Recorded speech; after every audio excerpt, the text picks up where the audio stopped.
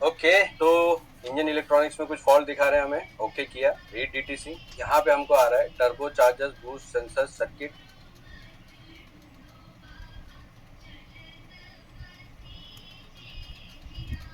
High input mass और volume a flow circuit range performance. तो ऐसे जो फॉल्ट कोड है दोस्तों, वो आप लोगों को भी आते होंगे काम करते वक्त, जैसे कि हाई इनपुट क्या है, शॉर्ट टू ग्राउंड क्या होता है, शॉर्ट टू पॉजिटिव क्या होता है, ओपन।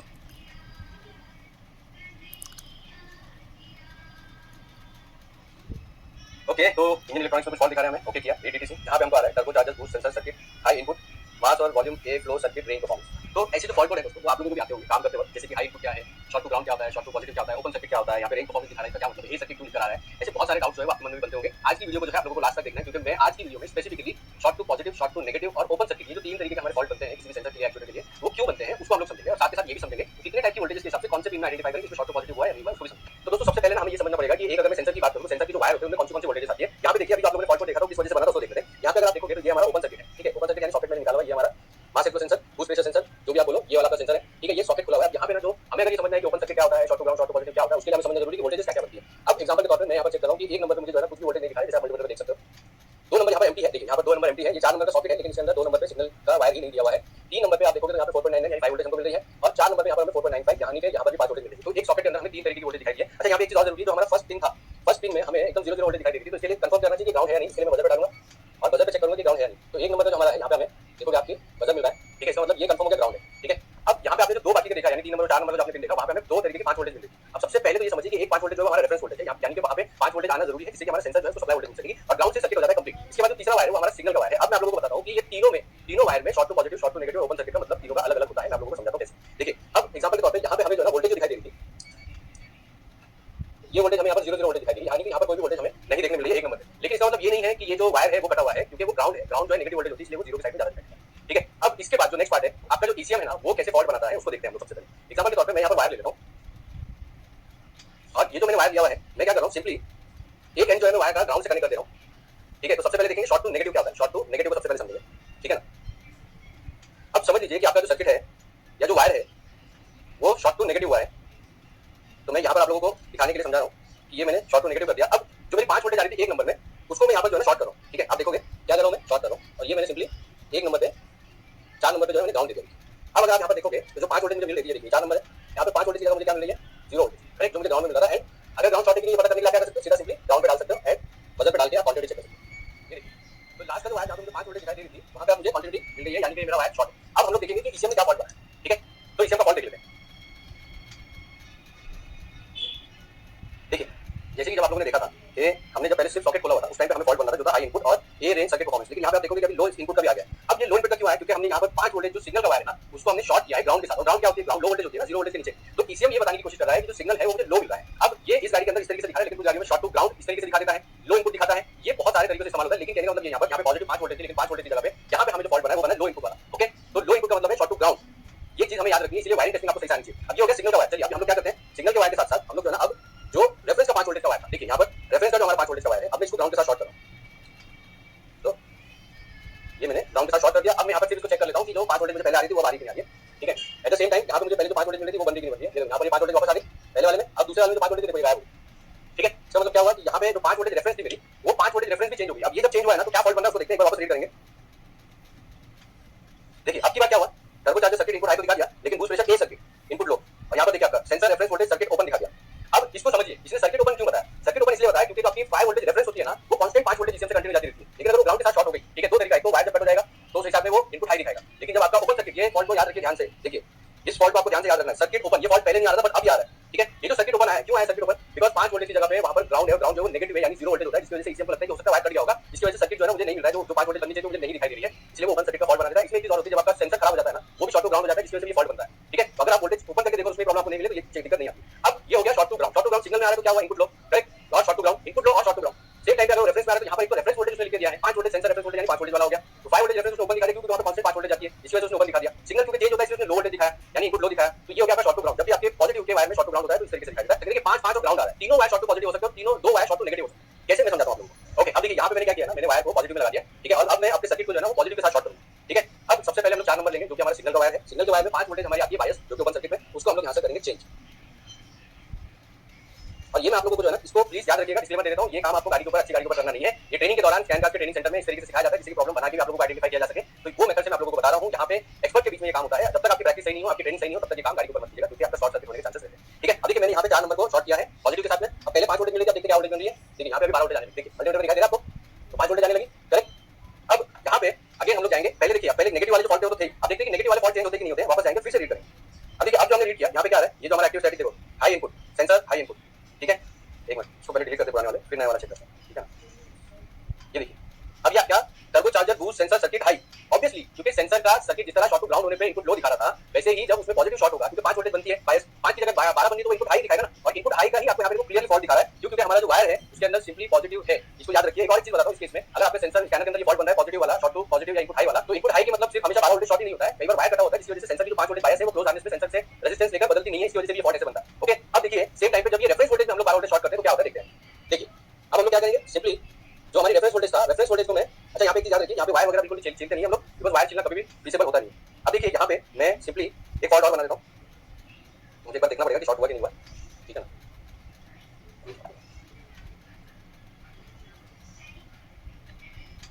ओके, तो ये देखिए यहाँ पे मैंने 5 वोल्टेज जो है 12 जो 5 वोल्टेज रेफरेंस थी हमारी, उसको मैंने चेंज कर दिया, और जैसे ही वो 5 वोल्टेज टकराती है ना, ये देखो जल गया है, ठीक है। तो ये होता है जब कांस्टेंट वोल्टेज के साथ में जब आप शॉर्ट करते हो ना, तो ये प्रॉब्लम आती है। और ये जो वायर जलने वाली प्रॉब्लम है सिग्नल वायर में नहीं आती, बिकॉज़ सिग्नल वायर में सिर्फ बायस वोल्टेज होती है, ठीक है, वो चेंज हो जाती है, लेकिन ये चेंज नहीं होती क्योंकि ये कांस्टेंट एक साइड से आ रही होती है, एंड इसी वजह से यहाँ पे आप देखोगे कि वायर जो है हमारा शॉर्ट हो गया और शॉर्ट होकर जलने लगा, क्योंकि ये वोल्टेज इतना देर तक नहीं हैंडल कर सकता, ठीक है। अब अगर हम लोग इसको देखें यहाँ पर, तो ये निकालने के बाद में हमें देखने को क्या मिलेगा, शॉर्ट टू पॉजिटिव हुआ है। अब हमें देखने की ये यहाँ पे देखिए 5 वोल्टेज थी, अब ये 1.9 वोल्टेज हो गई, ओके। तो इस तरीके से आपका अगर रेफरेंस वोल्टेज में शॉर्टिंग होती है पॉजिटिव के साथ, तो ये प्रॉब्लम आप लोगों को देखने के लिए मिलती है, ठीक है। अब ठीक है, ये जो प्रॉब्लम है वो तो हम लोग सॉल्व करते हैं, हमें पता है क्या हुआ इसमें, ठीक है। लेकिन इसीलिए मैंने आप लोगों को थोड़ी देर पहले बोला था कि अगर आपको ट्रेनिंग प्रॉपर नहीं है ना, तो ये काम आप लोग मत कीजिए, ठीक है। एट द सेम टाइम अगर मैं यही चीज, अब देखिए मैंने सेंसर हटाया हुआ, इसलिए मेरे सेंसर का कोई इशू नहीं है, लेकिन वायर अब यहाँ पे जो ग्राउंड आ रहा है मेरा, अब इस ग्राउंड को मैं अगर पॉजिटिव के साथ शॉर्ट करता हूँ ना, सेम प्रॉब्लम होगी। क्यों? क्योंकि डायरेक्ट बैटरी से मैं शॉर्ट कर रहा हूँ, हाई वोल्टेज लोड बोलते हैं, टेंपरेचर हाई, ठीक है। यही चीज होती है जो आप लोगों को समझना होता है कि इनपुट हाई क्या है, इनपुट लो क्या है, शॉर्ट टू पॉजिटिव क्या है, शॉर्ट टू नेगेटिव क्या है, इस तरीके से हम लोगों को पता लगा। अब देखिए यहाँ पे जैसे कि आपने देखा शॉर्टिंग हुई है, आप लोगों के सामने मैंने दिखाया, रीड फॉल्ट करेंगे, यहाँ पे देखिए आपका turbo charger boost circuit high input, circuit open, voltage correlation. देखिए ये जो वोल्टेज कॉरिलेशन वाला जो फॉल्ट बना वो क्यों बना, उसका रीजन समझाता हूं आपको। क्योंकि आपका जो 5 वोल्टेज रेफरेंस है वो सिर्फ 2 वोल्टेज रह गया। अब ये जो 2 वोल्टेज आ रही है, बेसिकली हुआ क्या है कि ईसीएम के पास में ना वो एक कॉन्स्टेंटली फॉल्ट बन गया है, ठीक है। उसको हमें कैसे सॉल्व करना है हमें आता है, उसमें थोड़ा सा टाइम जाता है, वो हम लोग सॉल्व करेंगे और आने वाली नेक्स्ट किसी वीडियो में मैं आप लोगों को दिखा दूंगा। अब एक चीज यहाँ पे समझिए, ये जो आपको समझ में आया कि कैसे फॉल्ट बन रहे हैं, कैसे फॉल्ट चेंज हो रहे हैं, यहाँ पे ना एक चीज आपको ध्यान रखनी है वो ये कि जब भी शॉर्ट सर्किट होता है, पॉजिटिव का अगर नेगेटिव के साथ शॉर्ट होगा, यानी कि वो लोड के वायर है, तब शॉर्ट सर्किट कंफर्म होती है। लेकिन जब सेंसर का सिग्नल वायर होता है, रेफरेंस वोल्टेज होती है, वहां पे इस बात पर डिपेंड करता है कि शॉर्ट टू पॉजिटिव है, शॉर्ट टू नेगेटिव है। अब यहाँ पे देखिए ये जो है ना ओपन सर्किट में मैंने शॉर्ट किया है, जिसकी वजह से हमारा सेंसर जो है वो बचा हुआ है। लेकिन मैक्सिमम टाइम जब शॉर्टिंग होती है तो सिग्नल के वायर को छोड़ के अगर पॉजिटिव यानी कि रेफरेंस वोल्टेज के साथ शॉर्ट हो रहा है या फिर आपके ग्राउंड के साथ में शॉर्ट हो रहा है, तो फॉल्ट आपका परमानेंट में बन जाएगा, प्रॉब्लम सॉल्व आपकी होगी नहीं। इस चीज को हमें ध्यान में रखना है। आई होप आज इस क्लास के जरिए आप लोगों को समझ में आएगा कि स्कैनर के अंदर जो फॉल्ट बनता है, short to positive, short to negative कैसे बनता है, क्या प्रॉब्लम्स खड़ी होती है। और इस क्लास को हमने बाकी की भी क्लासेस में कवर किया, लेकिन प्रैक्टिकली क्लास इसमें मैं ये चाहता था आप लोगों को ये दिखाऊं कि शॉर्ट टू नेगेटिव और शॉर्ट टू पॉजिटिव कैसे काम करता है, ठीक है। तो आप लोगों को क्या करना है, जब भी इस तरीके के फॉल्ट बने हमेशा याद रखें कि ओपन हार्नेस में पहले वोल्टेज चेक करें, उसके बाद बैक को करके चेक करें, क्योंकि कई बार होता है शॉर्टिंग परमानेंट होती है, कई बार शॉर्टिंग जो है ना वो टेंपरेरी होती है। अगर वो टेंपरेरी है तो उस केस में आप लोगों को प्रॉब्लम जो है वो इंटरमिटेंटली मिलेगी और आपको ढूंढना पड़ेगा। अगर परमानेंट में है तो तुरंत प्रॉब्लम पकड़ में आ जाएगी। आई होप ये प्रैक्टिकल क्लास के जरिए आप लोग समझ गए होंगे कि ये 3-4 तरीके के जो फॉल्ट है उनको कैसे डायग्नोस करना है, ठीक है। तो आप लोग क्लास लेते रहिए, प्रैक्टिस करते रहिए। Thank you so much.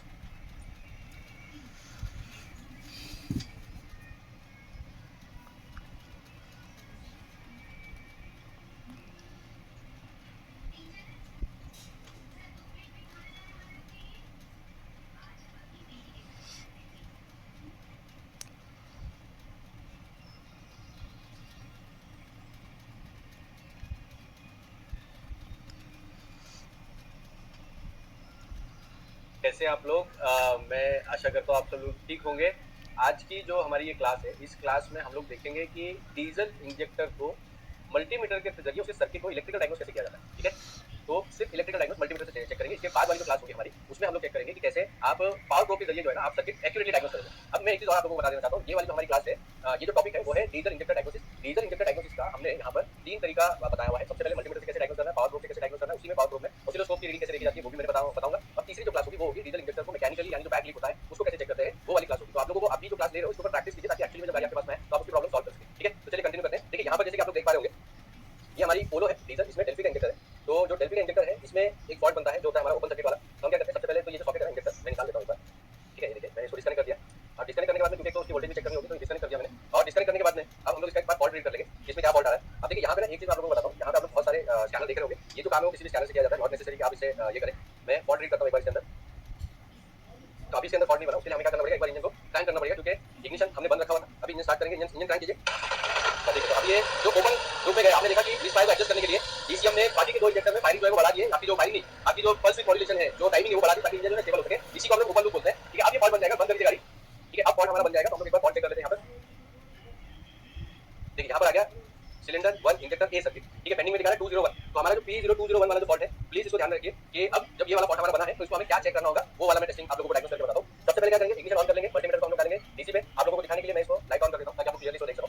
ठीक है, एक चीज और मैं हमेशा बोलता हूँ कि जब भी आप ये चीज कर रहे हो तो नेगेटिव को फिक्स कर दीजिए। तो मैं सबसे पहले मेरा नेगेटिव फिक्स करूंगा ताकि ग्राउंड रिलेटेड मुझे कोई प्रॉब्लम फेस ना हो। मेरा कनेक्शन बनाने के लिए बना, उसके लिए मैंने वापस से चेक कर लिया, बैटरी वोल्टेज चेक कर लिया, बैटरी वोल्टेज परफेक्टली दिखा रहा है। अब यहाँ पर आप देखोगे तो आपको यहाँ पे वोल्टेज दिखाई देगी। ठीक है, एक जगह पे हमको 2.5 वोल्टेज दिखाई दे रही है। ठीक है, और दूसरी जगह पे हमें यहाँ पर 0.01 वोल्टेज दिखाई देगी। ठीक है, अब एक चीज हमें यहाँ पे जरूरी है ध्यान रखना है, वो ये है कि आपको ये देखना है कि दूसरी तरफ वोल्टेज बंद है कि नहीं बंद है। ओके, यहाँ पे हम लोग एक तरीका अपनाते हैं कि ये वाली नेगेटिव वोल्टेज है कि नहीं, क्योंकि ये जो कनेक्शन है ना उसको आपको ठीक से बनाए रखना है।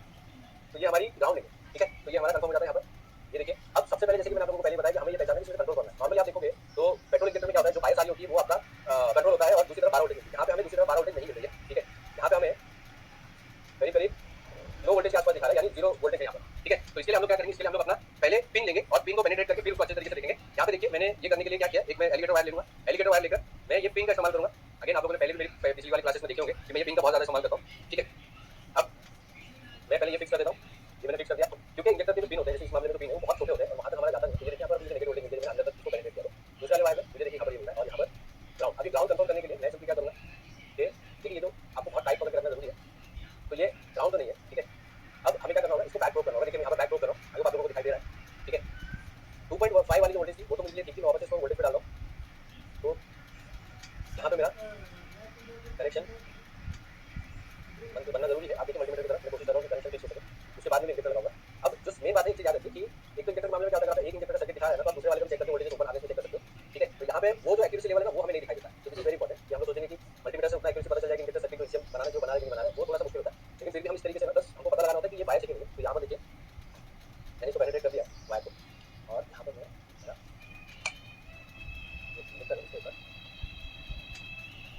इसको मैंने यहाँ पर इंजेक्टर को मैंने फिट कर दिया। अब मुझे देखना है कि जहाँ पे मुझे कुछ भी वोल्टेज नहीं मिलेगी वहाँ पे कुछ बना कि नहीं बना। देखिए, यहाँ पर अभी 2.5 आ गया, यानी दोनों साइड पे मेरा देखिए 2.5 दूसरे वाले पे भी मेरा आ चुका है। ओके, अब ये याद रखिए, अगर आपका इंजेक्टर का सर्किट ओके होगा तो ही ये आपका 2.5 में कन्वर्ट होगा, वरना 2.5 में कन्वर्ट होगा नहीं। थोड़ा सा मुझे यहाँ पे टाइप करना पड़ रहा है, इससे बाद में मिलता है, जैसे मैं यूज होता हूँ तो डिस्कनेक्ट हो जाता है। तो ये चीज याद रखिए, आप पूरी तरह डिपेंडेंट नहीं हो सकते। यहाँ पर देखिए, ओके, तो यहाँ पे अभी 2.5 ये पिन नंबर 1 में आ रहा है, पिन नंबर 2 में पहले से 2.5 आ रहा था। ठीक है, अगर आपका इंजेक्टर का सर्किट काम नहीं कर रहा होगा, शॉर्ट हो गया होगा, तो ये जो वोल्टेज आपकी बन रही है ना, ये नहीं बनती, अभी बहुत ज्यादा हाई हो जाएगी या नेगेटिव ग्राउंड शॉर्टिंग हो जाती है। ठीक है, तो इस तरीके से हम लोग मल्टीमीटर से चेक करते हैं कि भाई मल्टीमीटर के ऊपर कैसे काम किया जा रहा है, मल्टीमीटर से कैसे हम लोग काम करें, ये इस तरीके से चेक होता है। मल्टीमीटर से बस इतना ही चेक किया जाता है, इसके ऊपर और कुछ चेक नहीं किया जा सकता है। उसके बाद में मल्टीमीटर से आपके क्या फायदा हुआ, पहले से एक वायर में बायस आ रही थी जो कि हमारी ईसीएम से आती है, दूसरे वायर में कुछ वोल्टेज नहीं थी। जैसे सर्किट हम लोग क्लोज करते हैं तो दोनों वायर में हमारे 2.5 मिलना शुरू हो गया, यानी मेरा जो सर्किट होना चाहिए था ईसीएम से लेके यहाँ तक वो मेरा मल्टीमीटर से चेक हो गया। अब इसके बाद में मेरा ईसीएम जो पीडब्ल्यूएम देना चाहिए, पल्स विद मॉड्यूलेशन स्विचिंग करना चाहिए, ठीक है, कंट्रोलिंग करना चाहिए, वो कर रहा है कि नहीं कर रहा है, उसके लिए हमें यूज करना पड़ता है पावर प्रोब। तो वो हम लोग अभी नेक्स्ट क्लास में देखेंगे कि पावर प्रोब के जरिए आप लोगों को कैसे एक्यूरेटली आइडेंटिफाई करना है कि मेरा जो सर्किट है वो ईसीएम जो है वो इंजेक्टर में पल्सेस दे रहा है या नहीं। ठीक है, तो चलिए नेक्स्ट क्लास में मिलते हैं।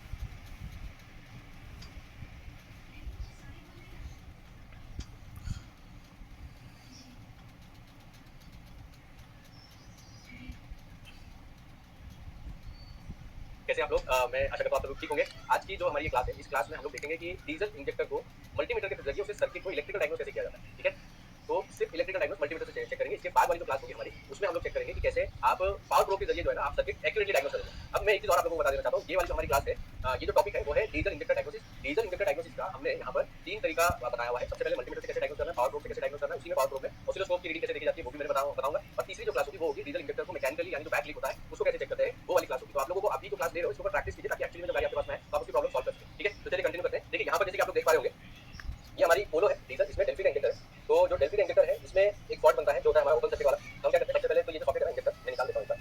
ठीक है, ये देखिए मैंने इसको डिस्कनेक्ट कर दिया। अब डिस्कनेक्ट करने के बाद में क्योंकि उसकी वोल्टेज भी चेक करनी होगी तो डिस्कनेक्ट कर दिया मैंने। और डिस्कनेक्ट करने के बाद में अब हम लोग इसका एक बार फॉल्ट रीड कर लेंगे, इसमें क्या फॉल्ट आ रहा है। अब देखिए, यहाँ पे एक चीज आप लोगों को बताता हूँ, यहाँ पे आप लोग बहुत सारे स्कैनर देख रहे होंगे। ये जो काम है वो किसी भी स्कैनर से किया जाता है, नॉट नेसेसरी कि आप इससे ये करें। मैं फॉल्ट रीड करता हूँ एक बार इसके अंदर। तो अभी इसके अंदर फॉल्ट नहीं बना, उसके लिए हमें क्या करना पड़ेगा, एक बार इंजन को क्रैंक करना पड़ेगा, क्योंकि इग्निशन हमने बंद रखा हुआ था। अभी इंजन स्टार्ट करेंगे, इंजन क्रैंक कीजिए। देखिए, तो अब ये जो ओपन लूप में गए, आपने देखा कि इस फायर को एडजस्ट करने के लिए ईसीएम ने बाकी के दो इंजेक्टर में फायरिंग जो है वो बढ़ा दी है। आपकी जो फायरिंग नहीं, आपकी जो पल्स विद मॉड्यूलेशन है, जो टाइमिंग है वो बढ़ा दी ताकि इंजन जो है स्टेबल हो सके। इसी को हम लोग ओपन लूप बोलते हैं। ठीक है, अब ये फॉल्ट बन जाएगा, बंद कर दीजिए गाड़ी। ठीक है, अब फॉल्ट हमारा बन जाएगा तो हम लोग एक बार फॉल्ट चेक कर लेते हैं। यहाँ पर देखिए, यहाँ पर आ गया सिलेंडर 1 इंजेक्टर ए सर्किट, ठीक है, पेंडिंग में दिखा रहा है 201। तो हमारा जो P0201 वाला जो फॉल्ट है, प्लीज इसको ध्यान में रखिए कि अब जब ये वाला फॉल्ट हमारा बना है तो इसको हमें क्या चेक करना होगा, वो वाला मैं टेस्टिंग आप लोगों को डायग्नोस करके बताता हूं। सबसे पहले क्या करेंगे, इग्निशन ऑन कर लेंगे, मल्टीमीटर को हम लोग डालेंगे डीसी पे। आप लोगों को दिखाने के लिए मैं इसको लाइट ऑन कर देता हूं ताकि आप लोग क्लियरली इसको देख सको, ठीक है। एक चीज और मैं हमेशा बोलता हूं कि जब भी आप ये चीज कर रहे हो तो नेगेटिव को फिक्स कर दीजिए। तो मैं सबसे पहले मेरा नेगेटिव फिक्स करूंगा ताकि ग्राउंड रिलेटेड मुझे कोई प्रॉब्लम फेस ना हो। मेरा कनेक्शन बनाने के लिए मैंने उसके लिए मैंने वापस चेक कर लिया, बैटरी वोल्टेज चेक कर लिया, बैटरी वोल्टेज परफेक्टली दिखा रहा है। अब यहां पर आप देखोगे तो आपको यहां पे वोल्टेज दिखाई देगी, ठीक है। एक जगह पे आपको 2.5 वोल्टेज दिखाई दे रही है, ठीक है, और दूसरी जगह पे हमें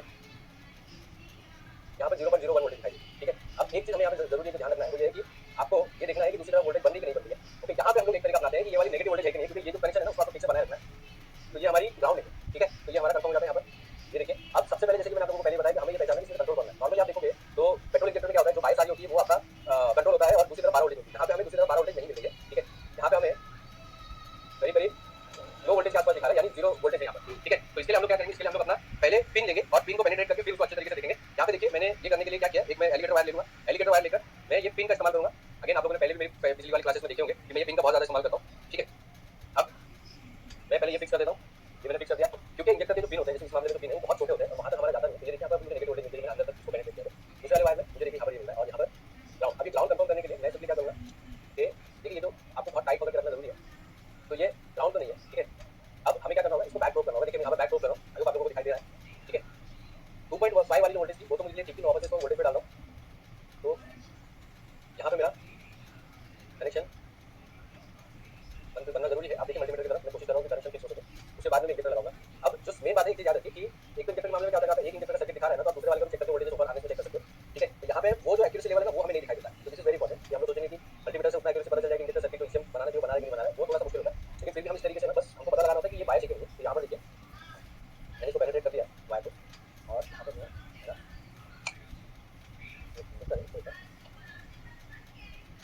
इसको मैंने यहाँ पर इंजेक्टर को मैंने फिट कर दिया। अब मुझे देखना है कि जहाँ पे मुझे कुछ भी वोल्टेज नहीं मिल रही थी वहाँ पे कुछ बना कि नहीं बना। देखिए यहाँ पर अभी 2.5 आ गया, यानी दोनों साइड पे मेरा देखिए 2.5 दूसरे वाले पे मेरा आ चुका है, ओके। अब ये याद रखिए, अगर आपका इंजेक्टर का सर्किट ओके होगा तो ही ये आपका 2.5 में कन्वर्ट होगा, वरना 2.5 में कन्वर्ट होगा नहीं। लेकिन थोड़ा सा मुझे जो है यहाँ पे टाइट पकड़ना पड़ रहा है, उसके बाद नहीं मिलता है, जैसे मैं यूज करता हूँ तो इस तरह हो जाता है। तो ये चीज याद रखिए, आप पूरी तरह डिपेंडेंट नहीं हो सकते। यहाँ पर देखिए ओके, तो यहाँ पे भी 2.5 ये पिन नंबर 1 में आ रहा है, पिन नंबर 2 में पहले से 2.5 आ रहा था, ठीक है।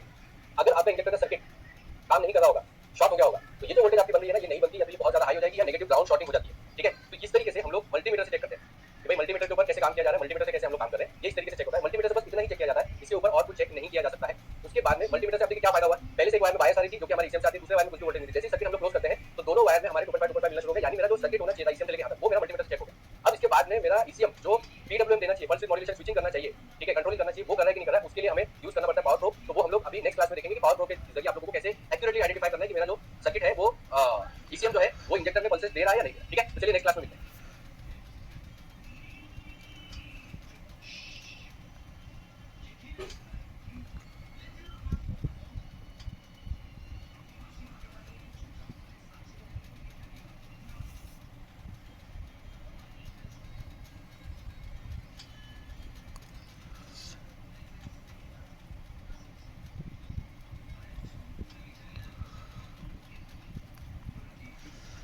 कैसे हो आप सभी लोग, मैं आशा करता हूँ आप सभी ठीक होंगे। आज की जो क्लास है हमारी वो है डीजल इंजेक्टर को डायग्नोस कैसे करना है, लेकिन मल्टीमीटर की मदद से नहीं, हम डायग्नोस कर रहे हैं पावर प्रोब की मदद से। सर्किट को डिटेल में समझेंगे। इसके पहले वाली क्लास में मैंने बताया था इलेक्ट्रिकल टेस्टिंग, यानी ईसीएम से लेकर वायर तक ओके है कि नहीं है, ये मल्टीमीटर से हम लोग पता लगा सकते हैं। लेकिन ईसीएम पल्सेस दे रहा है कि नहीं दे रहा है, ये पता लगाने के लिए मल्टीमीटर से पॉसिबल नहीं होता है, सही तरीके से एक्यूरेसी नहीं मिलती है। इसलिए हम दूसरे टूल का इस्तेमाल करते हैं जो कि होता है हमारा पावर प्रोब। पावर प्रोब को उसके अंदर एक ऑसिलोस्कोप होता है। देखिए अब इसमें एक्चुअली में ऑसिलोस्कोप यूज होता है, लेकिन ऑसिलोस्कोप क्योंकि एक्सपेंसिव आते हैं, हर कोई इसको यूज नहीं कर पाता है, तो उसका एक अल्टरनेटिव है जो है पावर प्रोब। पावर प्रोब में एक छोटी सी स्क्रीन होती है जहां पे आपको पल्सेस आती हुई दिखाई दी जाती है और उनका ड्यूटी साइकिल वगैरह भी आपको ठीक से दिखाई देता है, ठीक है। तो हम लोग उसके जरिए जो है ना चेक करेंगे, डायग्नोस करेंगे, उसमें आपको बताऊंगा कैसे आपको एक्यूरेटली डायग्नोस करना है, ठीक है। चलिए तो देखिए ये होता है हमारा पावर प्रोब, जैसे कि आप यहाँ पे मेरे ट्रॉली पे देख सकते हो। ये पावर प्रोब जो है वो बेसिकली इस कंपनी का है, आपका टॉप बैक का। तो टॉप बैक का है, इसके अंदर जो भी फंक्शन वगैरह है, इसको कैसे यूज करना है, क्या करना है, ये मैं आगे आने वाली किसी क्लास में आप लोगों को बता दूंगा। बट इसको इंजेक्टर डायग्नोसिस और वो भी स्पेसिफिकली आपके डीजल इंजेक्टर डायग्नोसिस के लिए कैसे यूज करना है वो मैं आज आप लोगों को बता रहा हूँ, ठीक है। देखिए एक चीज यहाँ पर और इंपॉर्टेंट है जो हमें ध्यान रखनी, वो ये कि ये आपकी बैटरी से ही पावर लेता है गाड़ी के। तो अगर गाड़ी की पावर सही नहीं होगा तो ये भी आपको पावर सही नहीं बताएगा। इसके अंदर देखिए 3-4 मोड होते हैं, एक आपका मल्टीमीटर है, ऑसिलोस्कोप है, यहाँ पे फ्रीक्वेंसी है, एक्टिव एक्चुएशन टेस्ट है, ये फ्रीक्वेंसी हो गया आपका, या एसी हो गया, और ये आपका सेटअप मतलब सेटिंग वगैरह इसके अंदर दिया हुआ है। हम लोग जो यूज करेंगे सबसे पहले मल्टीमीटर को यूज करेंगे, देन ऑसिलोस्कोप को यूज करेंगे, और फ्रीक्वेंसी हम लोग चेक कर सकते हैं कि कितनी फ्रीक्वेंसी पे हमारा जो सिग्नल है वो बन रहा है, ओके। सबसे पहले क्या करेंगे, देखिए अभी गाड़ी के अंदर कोई प्रॉब्लम है नहीं, इंजेक्टर जो बढ़िया काम कर रहा है। मैंने आपको सेम गाड़ी के ऊपर पिछली वाली क्लास में बताया था ओपन हार्नेस करके क्या फॉल्ट बनता है। तो वो सेम फॉल्ट जो है आपका तभी भी बनता है जब आपका ईसीएम जो है आपके सर्किट को कंप्लीट नहीं कर रहा होता है, उस टाइम पे भी ये फॉल्ट बनता है, ठीक है। हम क्या करेंगे, सिंपली सबसे पहले मल्टीमीटर मोड पे जाएंगे। मल्टीमीटर मोड पे जाने के लिए आपको ओके क्लिक करना है। देखिए आपको मल्टीमीटर दे दिया,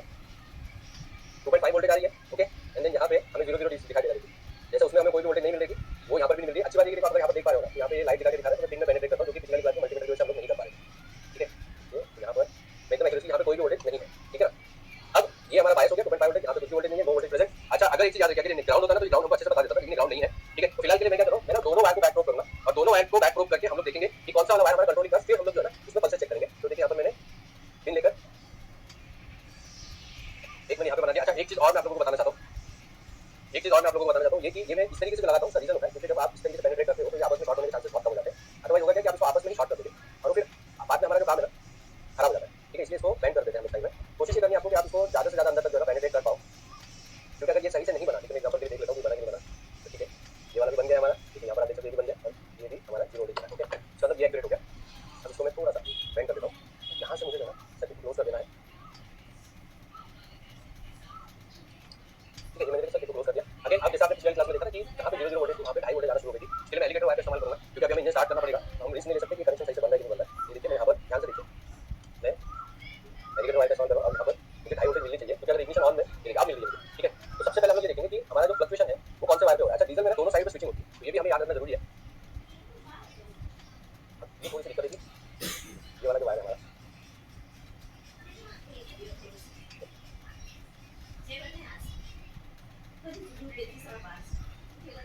ओके, यहाँ पे 2.5 वोल्टेज आ गई है। देखिए अब मैं क्या कर रहा हूँ, इंजन स्टार्ट करेंगे, इंजन स्टार्ट कर दीजिए। ओके, तो आप यहाँ पे देखोगे यहाँ पे हमें जो है बहुत ज्यादा डिफरेंस फ्लक्चुएशन में दिख रहा है, मिनिमम 0 मैक्सिमम 2.7, उससे ज्यादा कुछ ज्यादा डिफरेंस दिखाई नहीं दे रहा। अब मैं अपना जो ये एलिगेटर को चेंज कर रहा हूँ, देखिए यहाँ से मैं एलिगेटर दूसरे वाले 1 नंबर वाले पिन पे लगा रहा हूँ। यहाँ पे आप देखोगे तो यहाँ पे भी बहुत ज्यादा डिफरेंस नहीं देखने के लिए मिल रहा है मुझे। ठीक है, अब हमें देखना है कि स्विचिंग, ये जो स्विचिंग है ये दोनों साइड हो रही होगी, तो वो हम लोग देखेंगे। ओके किया, हम जाएंगे अब ऑसिलोस्कोप में। ठीक है, ये देखिए, तो दिस इज योर, यहाँ पे आप देख सकते हो ये आपका बैटरी वोल्टेज 13 वोल्टेज यहाँ पर दिखा है। ठीक है, ओके, एंड सेम टाइम पे मल्टीमीटर ओके किया, यहाँ पर देखिए। ठीक है, 2.5 अगेन ओके करता हूँ, दूसरी वोल्टेज। ओके, अब हम इसको ऑसिलोस्कोप पे ले जाएंगे, यहाँ पर हमको देखना है पल्सेस आ रही कि नहीं आ रही है। ठीक है, ये देखिए अभी आपको पल्स आते हुए दिख रही है, तो यहाँ पर मेरी स्विचिंग हो रही है। इसका मैं फ्रेम थोड़ा छोटा कर सकता हूँ, आई होप आप लोगों को फ्रेम दिखाई दे रहा है। तो 1 मिली सेकंड 0.5 थोड़ा सा बड़ा करते हैं, 5-10 मिली सेकंड देखिए आपको दिखने लगा सिग्नल। यहाँ पर मेरी कंटिन्यूस स्विचिंग चल रही है। देखिए तो अब अगर आप इंजेक्टर स्विचिंग नहीं करता है तो यहाँ पे सिग्नल नहीं बनता है, तो 500 मिली सेकंड में और फ्रीक्वेंसी आपकी बढ़ जाएगी। 50% ड्यूटी साइकिल पे काम कर रहा है, आप लोगों को दिखाई दे रहा है क्लियरली। ठीक है, तो इससे जो है ना हमारा कंप्लीटली पता चल जाता है कि आपका जो ईसीएम सर्किट में देना चाहिए पल्सेस वो दे रहा है या नहीं दे रहा है। मैं दूसरे वायर में लगाता हूँ, ये देखो मैंने डिस्कनेक्ट कर दिया, मैं दूसरे वायर में लगा रहा हूँ।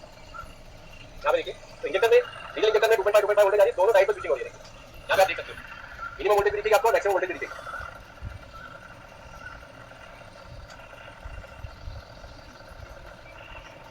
ठीक है, तो इस तरीके से हमें पता चल जाता है कि हमारा जो इंजेक्टर है वो पल्सेस दे रहा है, ईसीएम जो है वो पल्सेस ईसीएम को दे रहा है या नहीं दे रहा है। इससे हमें बहुत डिटेल में ये चीज पता चल जाता है।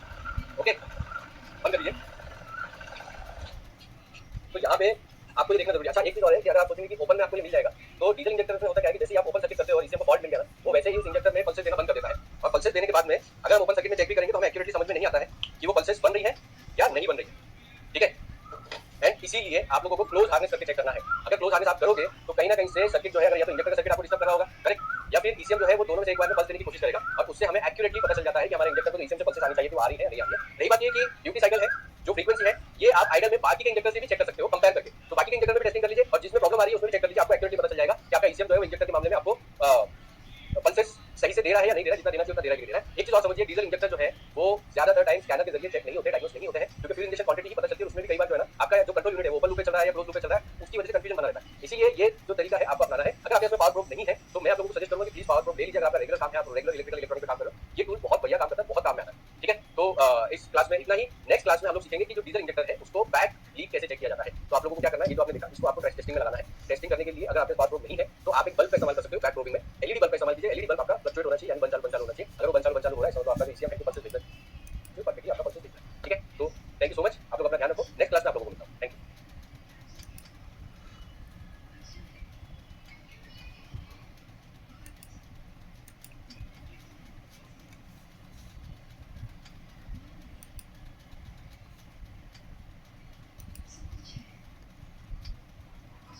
ओके, तो आई होप आप सभी लोग ठीक होंगे। आज की जो हमारी क्लास है, इस क्लास में हम लोग कवर करेंगे कि डीजल इंजेक्टर का बैक लीक जो होता है, यानी कि रिटर्न जो लीक होता है, उसको कैसे पकड़ा जाए, उसको कैसे समझा जाए, डायग्नोस किया जाए। ये जो प्रॉब्लम होती है डीजल इंजेक्टर्स में, मैकेनिकल प्रॉब्लम होती है, अंदर से बंजर वगैरह की प्रॉब्लम होती है, मैकेनिकल इंटरनल जो इंजेक्टर होता है उसकी प्रॉब्लम होती है। अच्छा, हम लोग ये समझ लेते हैं कि ये जो हमें टेस्ट कब करना है, जब गाड़ी आपकी एक तो पिकअप लॉस हो रहा है, गाड़ी जब एक्सेलरेट करने पर ड्रॉप मार रही है, हाई स्पीड में ड्रॉप मारती है, ठीक है, या लोड पड़ने पर, जैसे हिल एरिया में हम लोग जा रहे हैं उस टाइम पे अगर कभी ड्रॉप मार देती है, ठीक है, उस टाइम पे क्या होता है, इंजेक्टर जो है बहुत ज्यादा बैक मार होता है, रिटर्न बहुत ज्यादा जा रहा होता है, उसको हम लोगों को चेक करना होता है। अब एक और कंडीशन होती है जिसमें आपका जब आप ज्यादा एक्सेलरेट करते हो तो आपको देखोगे कि आपके एग्जॉस्ट से बहुत ज्यादा काला धुआं फेंक रहा है। काला धुआं फेंकने का रीजन ये होता है क्योंकि जो फ्यूल जो क्वांटिटी में जाना चाहिए एयर टू रेशियो मिलता नहीं है, जिसकी वजह से अनबर्न गैसेस उसके अंदर बहुत ज्यादा होती है, एंड इसीलिए वो ब्लैक स्मोक फेंकता है।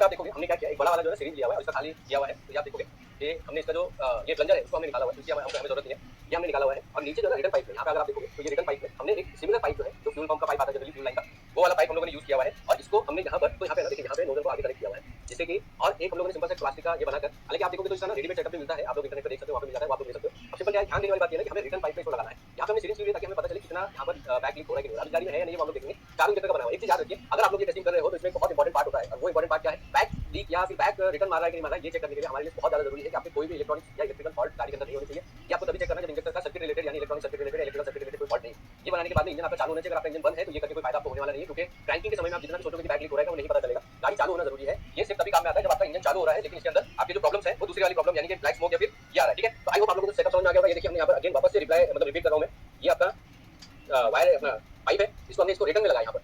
ये जो रिटर्न में आप देखोगे यहाँ पे हमने लगाया हुआ है, हमने एक सिरिंज लिया है बड़ा वाला ताकि इसके अंदर फ्यूल हमें दिख सके। पाइप को हमने यहाँ पर कनेक्ट किया हुआ है सिरिंज के साथ में। यहाँ पे जैसे आप देख सकते हो 4 बनाए हैं, क्योंकि 4 सिलेंडर, जितने सिलेंडर है उतने सिलेंडर के हिसाब से आप इसको बना सकते हो। एंड देन अब हम लोग इंजन स्टार्ट करेंगे, तो इंजन स्टार्ट कीजिए। तो यहाँ पे अभी हमें फोकस करना है, इंजन स्टार्ट हो जाएगा। ठीक है,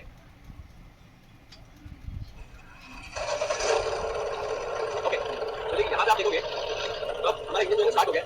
यहाँ से हमें जो है रिटर्न में आने दिखने लगा है, यहाँ से आप देखोगे थोड़ा थोड़ा रिटर्न आने दिखने लगा। अब हमें यहाँ पर देखना क्या है, अब हमें यहाँ पर देखना है कि कौन सा इंजन ज्यादा बैक मार रहा है कंपैरेटिवली। ठीक है, इसके लिए आपको इसको एकदम लेवल पे करके जरूरी है। मैंने इसको लेवल पे रखा हुआ है और पाइप आपका मुड़ा हुआ नहीं होना चाहिए। प्लीज इस बात को ध्यान रखो, क्योंकि अगर आपका पाइप मुड़ा हुआ होगा ना तो ये सही से रीडिंग नहीं मिलेगी आपको। आप देख सकते हो यहाँ पर ये 4 जगह पर है। अब थोड़ी देर चालू रखेंगे, थोड़ी देर तक आपको इसको चालू रखना है, क्या जितना देर आप इसको चालू रखोगे उसी के हिसाब से रीडिंग मिलेगी, अदरवाइज रीडिंग नहीं मिलती है। अब ये देखिए यहाँ पर हमें इतना रिजल्ट दिखाई दे रहा है, यहाँ पे रिजल्ट, यहाँ पे लास्ट वाले में उतना रिजल्ट है नहीं। ठीक है, लास्ट वाला जो है वो उतना बैक नहीं मार रहा है। अब यहाँ पर हमें जो है फाइनल जो रिजल्ट मिलेगा वो मिलेगा जब हम लोग थोड़ी देर तक चालू रखेंगे। ये देखिए यहाँ पर धीरे धीरे करके ये बैक है। अब ये जो तरीका है ये बहुत ही क्लियर कट हमें समझ में आ रहा है कि कैसे दिखाई दे रहा है, वो आप लोगों को दिखाई दे रहा है कैमरे में भी धीरे धीरे करके निकल आ रहा है ऊपर। और जहाँ तक मुझे लग रहा है ये आप देख सकते हो धीरे धीरे करके बढ़ रहा है। ओके, ठीक है, तो यहाँ पे आप सारे इसको देख सकते हो। देखिए थोड़ी देर तक चालू रखना जरूरी है, अगर हम थोड़ी देर चालू रखेंगे तो टाइम नहीं मिलता। जहाँ तक मैं देख पा रहा हूँ तो हमारा जो 3 नंबर का सिलेंडर है उसमें शायद से सबसे ज्यादा आ रहा है। हम लोग दूसरी साइड से एक बार देख लेंगे, फिर हमको आइडिया आ जाएगा।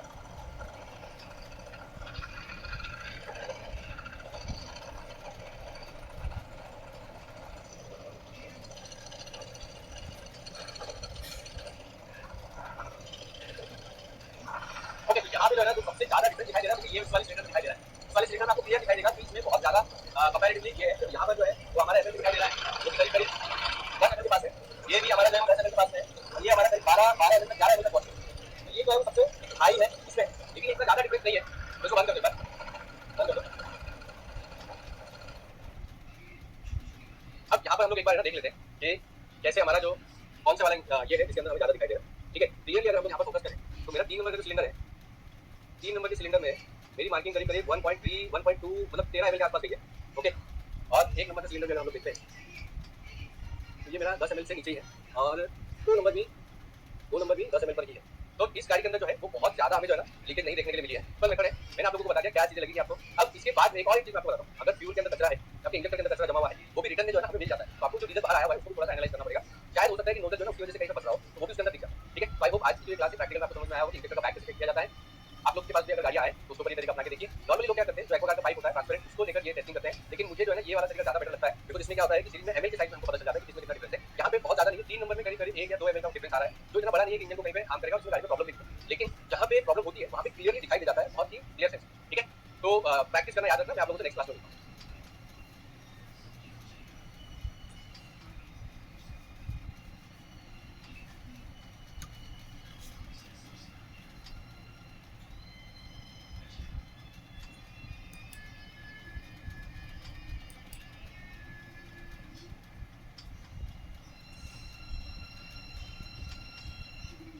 Ay,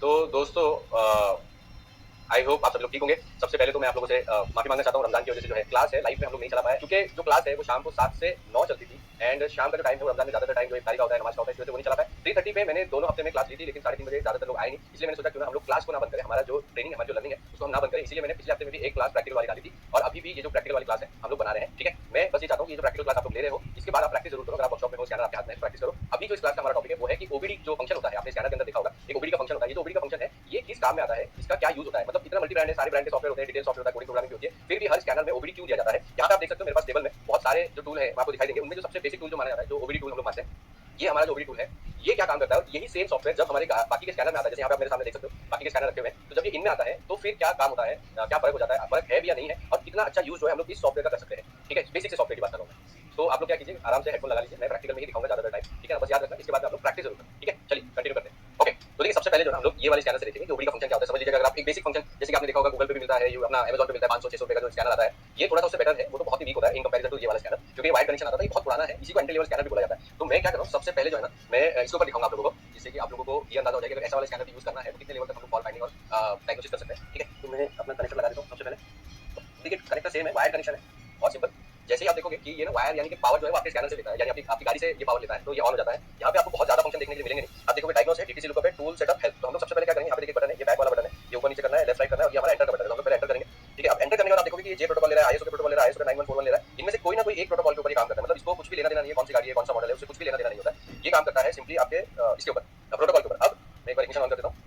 तो इग्निशन ऑन करने के बाद में ये देखिए इसने क्या किया, 15765 कैन 11 बिट ओके ले लिया। ठीक है, तो कम्युनिकेशन हुआ आपका 11 बिट के कैन बस पे। अब यहाँ पे आप देखोगे कि इसके अंदर दिखा रहा है एमआईएल स्टेटस ऑन दिखा रहा है। यहाँ पे इसका कहना है कि भाई एमआईएल जो है गाड़ी में ऑन है, DTC in this issue is 1 यानी 1 है। अच्छा, एक चीज और हमें समझना जरूरी है, ओबीडी का जो फंक्शन है वो सिर्फ और सिर्फ इंजन डायग्नोसिस करता है, उसके अलावा कोई भी सिस्टम को ये डायग्नोस नहीं करेगा, ये चीज याद रखिएगा। तो डीटीसी जो इंजन की बता रहा है वो एक है, readiness completed, readiness not completed, readiness not supported 2, and then data stream supported 38 data stream आपका सपोर्ट कर रहा है, ignition part, then prototype can. अगर मैं नीचे जाता हूं तो इतना ही पैरामीटर जो है एंटर करेंगे हम लोग। अब एंटर करने के बाद आप देखोगे कि read codes, erase code, I M readiness, data stream, freeze frame, auto sensor, test, onboard monitoring, evap system. हम लोग क्या करें, सबसे पहले देखिए यहाँ पर हम लोग डीटीसी ले लेंगे, डीटीसी ले लिया, सिलेंडर 3 मिसफायर डिटेक्टेड। ओके, तो इसमें फॉल्ट है वो हमको मिलेगा, ये जेनेरिक फॉल्ट कोड है। यहाँ पे एक चीज और हमें याद रखनी है कि ये जो है सिर्फ और सिर्फ जेनेरिक कोड ही देता है, इसके अलावा ये कोई और कोड लेना है। तो यहाँ पे हमें फॉल्ट कोड दिखा दिया। देखो यहाँ पे बैक का बटन है, बैक का बटन दबाऊंगा मैं, यहाँ पे हमें दूसरा ऑप्शन देगा या इरेज फॉल्ट कोड। अब ये जो है ना, ये बेसिक फंक्शन होता है किसी भी ओबीडी स्कैनर का। Are you sure? तो हमें ओके करना है।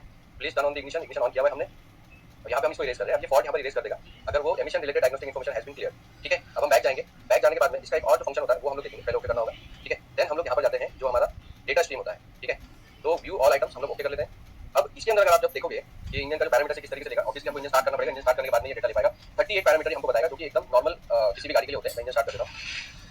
यहाँ पे देखिए इंजन हमारा एकदम स्टार्ट हो गया। कैलकुलेटेड लोड वैल्यू दिखा रहा है आपको 46.7% इंजन कूलेंट। तो ये बेसिकली आप देखोगे तो ऐसे बहुत सारे आपको दिखाएगा। शॉर्ट टर्म फ्यूल ड्रेन, एक मिनट, आपको देखिए यहाँ पे जो फ्यूल ड्रेन दिखा रहा है ना, वो हर गाड़ी में आपको ऐसा लगेगा कि नहीं मिलता है, लेकिन यहाँ पे अगर ओबीडी में आप जाके देखते हो तो ये फ्यूल ड्रेन का ऑप्शन जरूर देता है। Now the part is fuel drain देखो, लॉन्ग टर्म फ्यूल ड्रेन और शॉर्ट टर्म फ्यूल ड्रेन दोनों जो है 0% पे दिखा रहा है। मैं एक्सेलरेट करता हूँ फिर भी 0% है। ओके, ये जो 0% दे रहा है इसका मतलब क्या है कि ये शॉर्ट टर्म फ्यूल ड्रेन और लॉन्ग टर्म फ्यूल ड्रेन ले ही नहीं रहा है, सिर्फ फंक्शन है बिकॉज़ जेनेरिक फंक्शन है, हर एक ओबीडी स्कैनर में होना चाहिए। ठीक है, तो हम लोग और नीचे जाते हैं। देखिए इंजन आरपीएम हमको यहाँ पर दिखा रहा है। देखिए ignition timing advance for cylinder 1 that is 4.5 degree Celsius.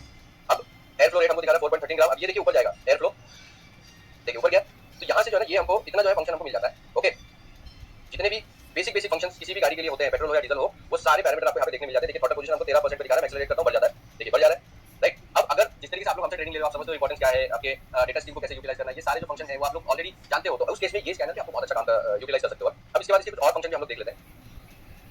ठीक है, अब यहाँ पर ना हम लोग ग्राफिक आइटम से आता है। ग्राफिक आइटम में हम लोग देखेंगे कि कितना ग्राफिक आइटम ये दिखा दे रहा है। तो यहाँ पे all data stream of page, calculated load, आपको क्या देखना है वो यहाँ पर दिखेगा। All data stream of page में अगर हम लोग जाते हैं या कैलकुलेटेड लोड लेते हैं, सिंपल एक सिंगल वैल्यू ले लेते हैं हम लोग।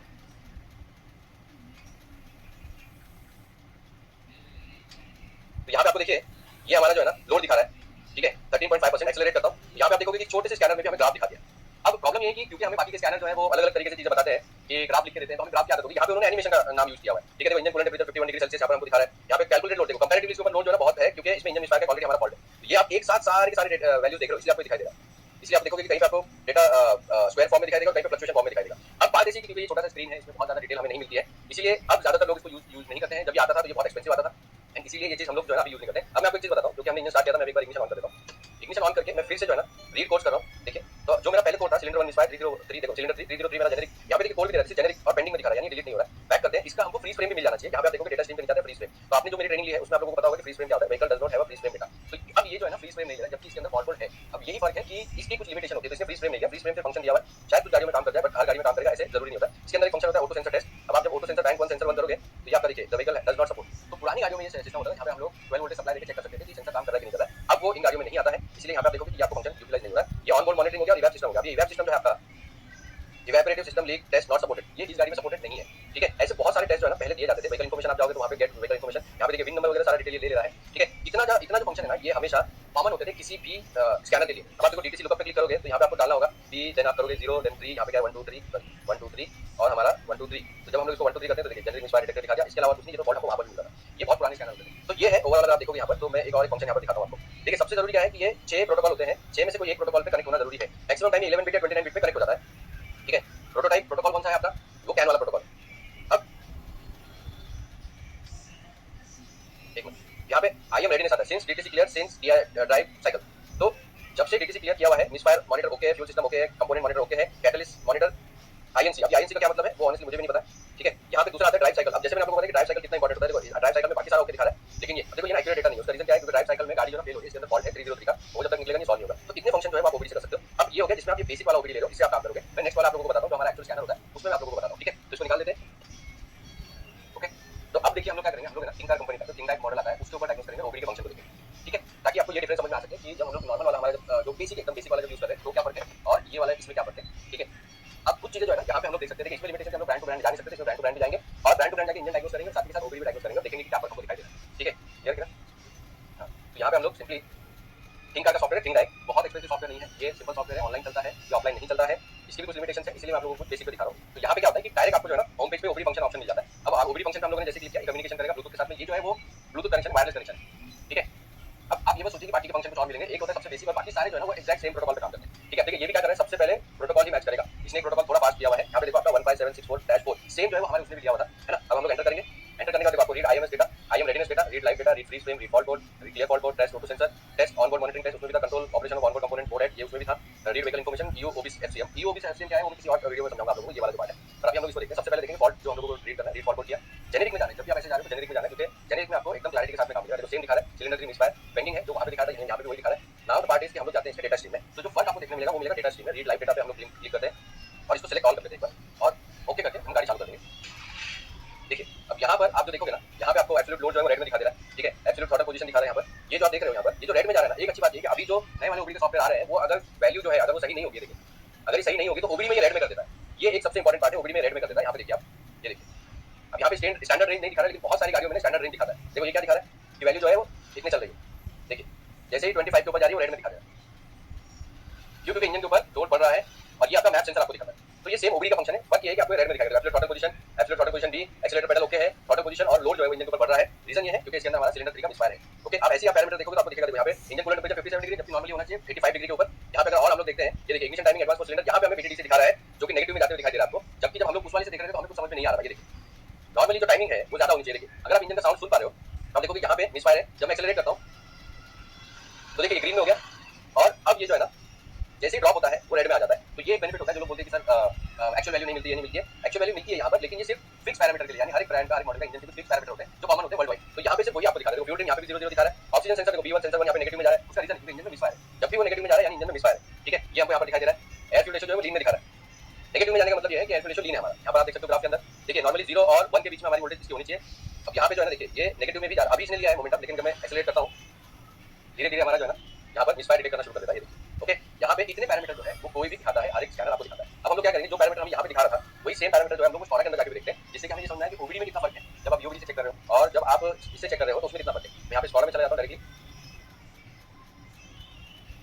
और अब मैं स्कॉडा को डायग्नोस करूंगा, ठीक है। और हम लोग फॉल्ट इंजन में जाकर देखेंगे। याद रखना ये ओबीडी वाला फंक्शन सिर्फ इंजन के लिए होता है, जेनेरिक फॉल्ट कोड पे ब्रांड स्पेसिफिक फॉल्ट कोड ये देता नहीं है। अभी गाड़ी में जेनेरिक फॉल्ट कोड है तो उसने ले लिया, अदरवाइज वो नहीं लेगा, ठीक है। एक चीज मैं आपको बताना चाहूंगा कि फ्रीज फ्रेम यहाँ पे लेता है कि नहीं लेता, वहाँ पे लेता है, वो भी एक बार हम लोग देखिए।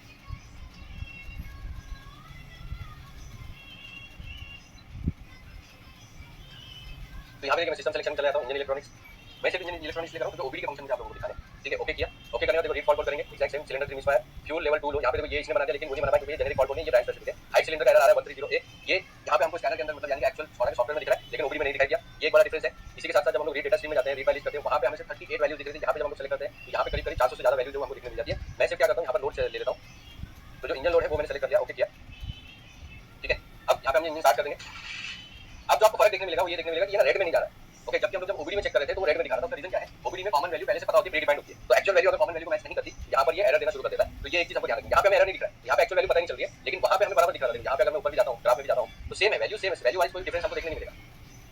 लेकिन अब दो चीजें हमको यहाँ पे फर्क समझने मिला, एक तो ब्रांड स्पेसिफिक फॉल्ट जो है वो नहीं लेता है, प्लस ओबीडी में मतलब वो ब्रांड स्पेसिफिक फॉल्ट नहीं लेगा। यहाँ पे जो फॉल्ट मिल गया, अब देखो डेटा स्ट्रीम हम लोग देख लेते हैं, सॉरी फ्रीज फ्रेम डेटा हम लोग यहाँ पर देख लेते हैं। फ्रीज फ्रेम में जब आप यहाँ पे जाओगे, यहाँ पे देखिए आपको तीनों का फ्रीज फ्रेम मिल रहा है। यहाँ पे मैं क्लिक करता हूँ, देखो 19:26 को ये फॉल्ट बना हुआ है आज ही के दिन में, क्योंकि हमने डिलीट करके वापस किया। तो ये जो फ्रीज फ्रेम डेटा है ना, ये फ्रीज फ्रेम हमको ब्रांड में मिल गया, लेकिन वहाँ पे मिलता है कि नहीं देख लेते हैं एक बार, वापस ओबीडी में जाएंगे। ठीक है, यहाँ पे आपका ये ले लिया, एंटर कर लेते हैं एक बार, और मैं यहाँ पर रीड फॉल्ट कोड देखूंगा सबसे पहले। तो रीड फॉल्ट कोड जेनेरिक, अच्छा एक बार है ना, मैं जेनेरिक की जगह पे रीड फॉल्ट कोड जो है वो स्कॉडा में कर लेते हैं, वीडब्ल्यू में भी किया तो चलेगा। लेकिन यहाँ पे हमें मिसफायर सिलेंडर दिखा रहा है, सिर्फ दो ही फॉल्ट दिखा रहा है, ब्रांड स्पेसिफिक फॉल्ट हमको यहाँ पर देखने के लिए नहीं मिलेंगे। ठीक है, पहली चीज। अब इसके बाद में आता है हमारा फ्रीज फ्रेम डेटा। तो आप देखोगे कि यहाँ पे फ्रीज फ्रेम डेटा दिखाता है कि नहीं दिखाता है। हाँ, तो ये देखिए, ये हमको फ्रीज फ्रेम डेटा जो है यहाँ पर मिल गया है। लेकिन अगर आप देखोगे तो ये सिर्फ कैलकुलेटेड लोड और डेटा स्ट्रीम हमको फ्रीज फ्रेम में दिखा रहा है, लेकिन डेट और टाइम यहाँ पर नहीं रजिस्टर किया हुआ है, क्योंकि वो इसका फंक्शन नहीं है। ये सिर्फ उस फ्रीज फ्रेम के टाइम पे जो उसकी वैल्यूज है सिर्फ वो दिखा सकता है। तो वो एक चीज यहाँ पर इंपॉर्टेंट हो जाती है जब हम लोग बात करते हैं। तो देखिए ये फर्क है जो आप लोगों का ओबीडी में है। आप लोग ओबीडी से यूज करते हो, तो मैं आप लोगों को बताता हूँ कि कब हमें इसको इस्तेमाल करना है, ओबीडी के फंक्शन को कब जरूरत पड़ती है, क्या जरूरत पड़ती है कि नहीं पड़ती, सब एक्सप्लेन करता हूँ। तो आई होप आप लोगों को जो है ना, स्कैनर के अंदर जो ओबीडी का फंक्शन होता है, जो ओबीडी स्कैनर आते हैं, उनके क्या फंक्शन, उनको कैसे इस्तेमाल किया जाता है, वो आपको समझ में आ गया होगा। अब बात यहाँ पे आती है कि कब हमें इनकी जरूरत पड़ती है, क्या जरूरत पड़ती है कि नहीं। अब देखिए मैं आपको सिंपल समझाता हूँ। आप इस तरीके के कोई भी स्कैनर यूज करें, जो प्रोफेशनल स्कैनर हम जिसको कहते हैं, जो वर्कशॉप के लिए बनाए जाते हैं, उस केस में तो आपको ओबीडी लेने की जरूरत नहीं है, बिकॉज वो सेम आपने देखा कि जब मैंने दूसरा स्कैनर लगाया तो सेम वैल्यू दे रहा था, कोई डिफरेंस इसके अंदर नहीं आ रहा। ठीक है, लेकिन अगर आप बिगिनर हैं और आप सिर्फ इंजन वगैरह पे काम करते हैं, तो केस में आप ओबीडी रख सकते हो। हमारे पास क्या ट्रेनिंग पर्पस के हिसाब से सारे स्कैनर एक्सप्लेन करते हैं, इसलिए हमारे पास है। दूसरी बात आती है कि अगर आपको लाइव पैरामीटर देखें, तो कॉमन पैरामीटर वो सही है या नहीं है, अगर आप ये पता लगाना चाहते हो ना, तो उस केस में भी हमारा जो ये वाला पार्ट है, हमारा जो ओबीडी है, वो बहुत फायदा होता है। जैसे कि एग्जांपल के तौर पे लोड चेक करना हो गया, मिसफायर चेक करना हो गया, उस केस में भी हमारा ओबीडी वाला फंक्शन जो यूज हो जाता है, क्योंकि बहुत सारे मामलों में और बहुत सारी गाड़ियों में एक्चुअल वैल्यू दे देता है डेटा स्ट्रीम में या लाइव डेटा। तो वो चीज हमें फायदा करती है। ठीक है, अब आप लोगों को क्या करना है, सिंपल इस मेथड को जो भी स्कैनर आप यूज कर रहे हो जाइए और गाड़ी में बैठ के जो है समझ के देखिए, बिकॉज कभी इमरजेंसी में आपको बहुत ज्यादा फायदा करेगा। ठीक है, अब इसका जो ओबीडी क्या होता है, कैसे काम करता है, इसका थ्योरी मैंने पहले बनाया हुआ है। ओबीडी हिस्ट्री क्या है, कैसे ये वजूद में आया, क्यों गाड़ी के ऊपर ये बहुत इंपॉर्टेंट हो जाता है, इसका मैंने पहले क्लास बनाई है, तो आपको जाके देखिए। ठीक है, तो थैंक यू सो मच, आप लोग अपना ध्यान रखो। नेक्स्ट क्लास में आप लोगों को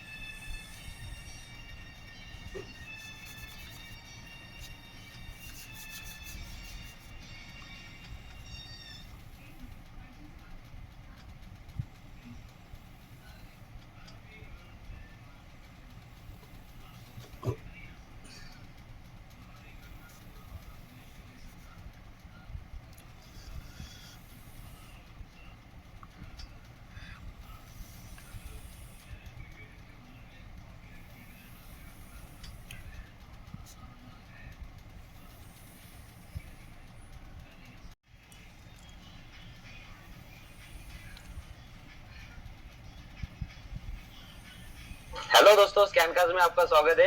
आप देख सकते हो कि आज अपने पास रिपेयर के लिए ऑडी Q7 गाड़ी है, जिसके अंदर कस्टमर का कंप्लेंट है कि गाड़ी झटका लेती है, साथ में गाड़ी का जो लीवर है पीछे टी में नहीं आता, ब्रेक दबाने के बाद भी पीछे टी में नहीं आता। जैसे आपने देखा होगा कि वेरना Hyundai के वेरना गाड़ी में जैसे चिप शॉप होता है, जैसे वही प्रॉब्लम इस गाड़ी में भी है। तो इसको अपन डिटेल में देखेंगे कि इसका डायग्नोस्टिक प्रोसेस क्या होता है, किस तरह से इसका प्रॉब्लम सॉल्व करना। ठीक है, तो सबसे पहले आ जाते हैं गाड़ी के अंदर कंडीशन क्या है, देखते हैं।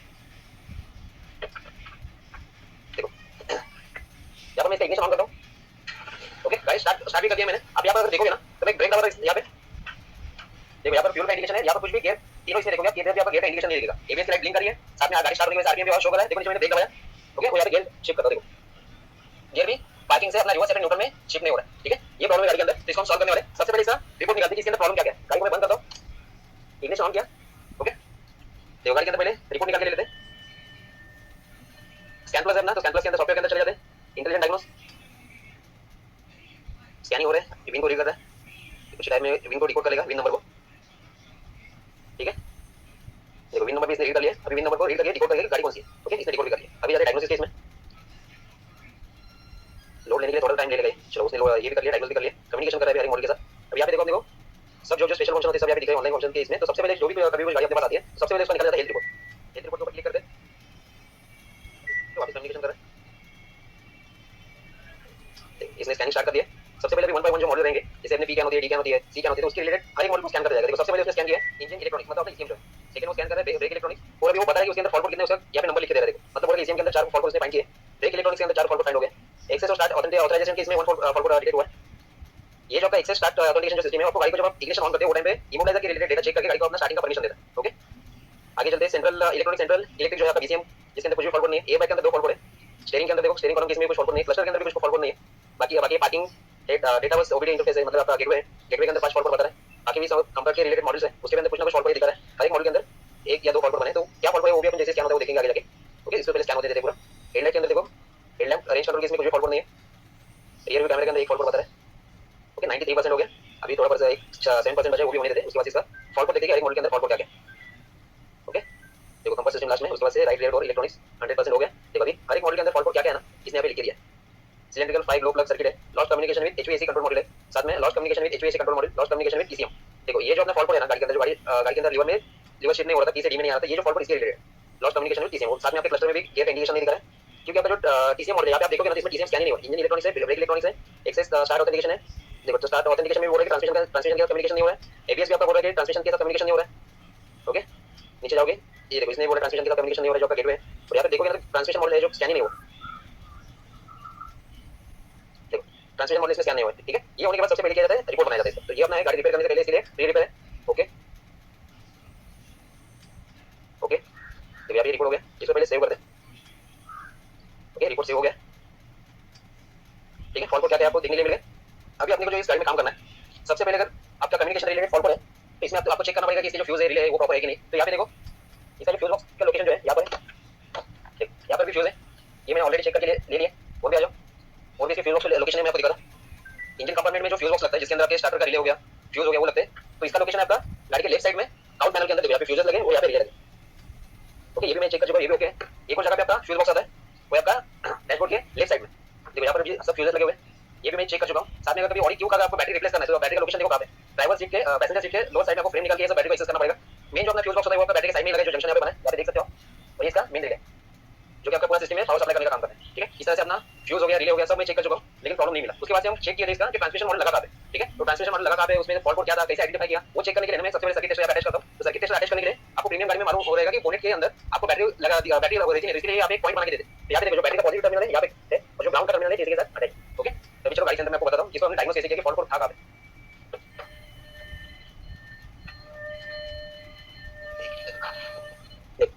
ये हमारा सर्किट टेस्टर है, जिसके ऊपर अभी आपको काम करने वाले, इसे हम टेस्टिंग करेंगे कि गाड़ी के अंदर फॉल्ट कोड क्या है, ठीक है। तो गाड़ी के अंदर कम्युनिकेशन का फॉल्ट था। आप अगर यहाँ पर देखोगे, मैंने इससे पहले ट्रांसमिशन को भी नीचे से जाके देखा, ये जो वायर्स है ना ये आपके सीधे ट्रांसमिशन के अंदर जा रहे हैं, और ट्रांसमिशन होते हुए इस मॉडल के अंदर आ रहे हैं।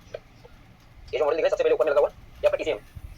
ओके, तो इसके साथ कम्युनिकेशन नहीं हो रहा है, इसलिए अपने को सबसे पहले कैन के जो वायर्स है वो अपने को यहाँ पे चेक करके लेना पड़ेगा कि इसमें अंदर कैन का सप्लाई तो आ रहा है कि नहीं आ रहा है। तो मैं आपको चेक करके बताता हूँ, कोई भी मॉडल हो या फिर कोई भी सेंसर हो, एक्चुएटर हो, उसका कपड़ा खोलने से पहले अपने को इग्निशन बंद करना पड़ता है, ठीक है। तो सबसे पहले मैं इग्निशन बंद करता हूँ। ओके, इग्निशन बंद हो चुका है, देखो अभी मैं इसका कपड़ा डिस्कनेक्ट करता हूँ। ओके, कपड़ा डिस्कनेक्ट हो चुका है, ठीक है। अभी मैं इग्निशन ऑन करूँ। ओके, इग्निशन ऑन हो गया। देखो अभी इसमें जो 1 बाय 1 जितने भी पिन है उसके अंदर चेक करना है कि कैन के वोल्टेज आ रहे कि नहीं आ रहे, साथ में पावर ग्राउंड है कि नहीं। देखो सबसे पहले मैं चेक कर रहा हूँ ग्राउंड बता रहा है, सेकंड वायर में 0 वोल्टेज है, थर्ड वायर में 0 वोल्टेज है, फोर्थ वायर में 0 वोल्टेज है, 0 वोल्टेज। देखो यहाँ पे 2.7 से लेकर 3.1 तक वोल्टेज फ्लक्चुएट हो रहा है। ओके, अभी जरा अगर आपको मालूम है, आपने अगर हमारा कैन का ट्रेनिंग लिया है, यूट्यूब के ऊपर हमारे वीडियो देख रहेंगे, तो आपको मालूम है कि सर ने एक्सप्लेन किया कि कैन की वायर या तो उसके साइड में होती है, लेफ्ट साइड में होती है, राइट साइड में होती है, या फिर उसके अप और डाउन में होती है। तो इसमें यहाँ पर एक वोल्टेज फ्लक्चुएट मिल रहा है, उसके नीचे की साइड में अगर चेक करो तो देखो इसमें वोल्टेज फ्लक्चुएट हो रहा है। इसका मतलब ये कैन लो है, क्योंकि इसमें वोल्टेज 1 से लेकर 1.5 से 2.5 फ्लक्चुएट हो रहे हैं, इसमें ऊपर वाले इसमें 2.5 से 3.5 के बीच में फ्लक्चुएट हो रहा है। मतलब ये क्या है, कैन लो है, कैन की वायर तो सही है। ओके, तो अभी मॉडल स्कैन क्यों नहीं हो रहा है, तो मॉडल स्कैन होने के लिए, मॉडल को ऑन होने के लिए सबसे पहले लगता है पावर, दूसरा है ग्राउंड, तीसरा है इग्निशन। तो अभी इग्निशन मेरा ऑन है, चेक करते पहले इसमें इग्निशन वोल्टेज आ रही है। देखिए यहाँ तक हम आ चुके थे, आगे जाते ग्राउंड है, ग्राउंड है, 0 0, यहाँ पर 10 वोल्टेज बता रहा है लेकिन पावर नहीं है, 0 0 वोल्टेज है, ये हमारे कैन लो की वायर है, 0 वोल्टेज है, 0 0 0, ग्राउंड है। देखो यहाँ पर 12 वोल्टेज आ रहा है, इसका मतलब ये इग्निशन है। देखो मैं आपको इग्निशन बंद करके दिखाता हूँ। चाबी बंद किया, वोल्टेज 0 हो गए, तो चाबी ऑन करता हूँ, 12 वोल्टेज आ गए, इसका मतलब ये इग्निशन का वायर, ठीक है। आगे वोल्टेज चेक कर दे, 0 वोल्टेज, 0 0 0 है, 0 0 0 है, वो आगे सब पिन आ गए। अभी बचे सबसे बड़े वाले जो 4 वायर है वो देखो, ग्राउंड है, ग्राउंड है, और इसमें 0.9 वोल्टेज मिल रहा है, इसमें भी 0.9 वोल्टेज मिल रहा है। तो मैंने जैसे कि आपको बताया कि मॉडल को ऑन होने के लिए 3 सप्लाई चाहिए होते हैं, 3 कनेक्शन चाहिए होते हैं। एक आपका इग्निशन, तो इग्निशन अपने को मिल रहा है, ग्राउंड कनेक्शन ग्राउंड का भी मिल रहा है, लेकिन तीसरा जो अपना सप्लाई है आपका बैटरी से आने वाला डायरेक्ट सप्लाई, वो अपने को मिल नहीं रहा है। तो उसका जो वायर आप यहाँ पे देखोगे ना, ये हमारी पावर की लाइन है, यहाँ से इसको वायर जा रही है, ये 2 बड़े वायर, ठीक है। तो ये जो बड़े वायर किसी ना किसी रिले या फिर किसी ना किसी फ्यूज के जरिए आ रहे होंगे। तो अभी फ्यूज और रिले में चेक नहीं करूंगा, सबसे पहले मैंने वही चेक करके ले लिए थे, तो फ्यूज और रिले सब ओके। तो ये वायर मुझे ट्रेस करना कि ये वायर जाता कहाँ पे, ठीक है। तो ये वायरिंग रूम है पूरा, वायरिंग आने से यहाँ से होते हुए ये वायर यहाँ पे ये बाहर निकला है, ठीक है, क्योंकि ये मैंने फॉल्ट ऑलरेडी ट्रेस कर चुका हूँ, इसके लिए सब फिटिंग खुली हुई है। तो ये मैट के नीचे से होते हुए वायरिंग है, इसके अंदर आती है कवर के अंदर, तो यहाँ पे देखिए वायर मुझे ब्रेक मिला। ओके, और ये अपोजिट साइड से आने वाला वायर ये देखिए यहाँ पर। ओके, अभी मैं आपको इस प्रॉब्लम को रिपेयर और प्रॉब्लम सॉल्व हो रहा है कि नहीं वो चेक करने के लिए यहाँ पे टेम्परेरी जॉइन लगाऊंगा। ओके, और ये जॉइन लगाने से पहले आपको कौन सी बात ध्यान रखना है, वो है कि आपको गाड़ी का इग्निशन बंद करना। ओके, इग्निशन बंद किया, अभी वायर पर टेम्परेरी में जॉइन लगा दो कि प्रॉब्लम सॉल्व हो रहा है कि नहीं वो चेक करने के लिए। उसके बाद से प्रॉपर फिटिंग करूंगा इसकी। ओके, और इसको बॉडी के साथ टच नहीं होना चाहिए, इसके लिए इसके ऊपर हो, प्लास्टिक बॉडी के ऊपर या फिर वायर के ऊपर हो, ठीक है। ओके, जॉइन लगा दिया, एक बार इग्निशन ऑन कर दे, इग्निशन ऑन हो चुका है। अभी चेक करते हैं वोल्टेज यहाँ पे आ रही है कि नहीं। यहाँ पर भी जो ऊपर वाली बड़ी बात है उसमें 0 वोल्टेज बता रहा था, अभी इसमें 0 वोल्टेज आने लगे, ठीक है। एक बार मॉडल कनेक्ट करके देखते हैं इसमें, इग्निशन बंद कर दे,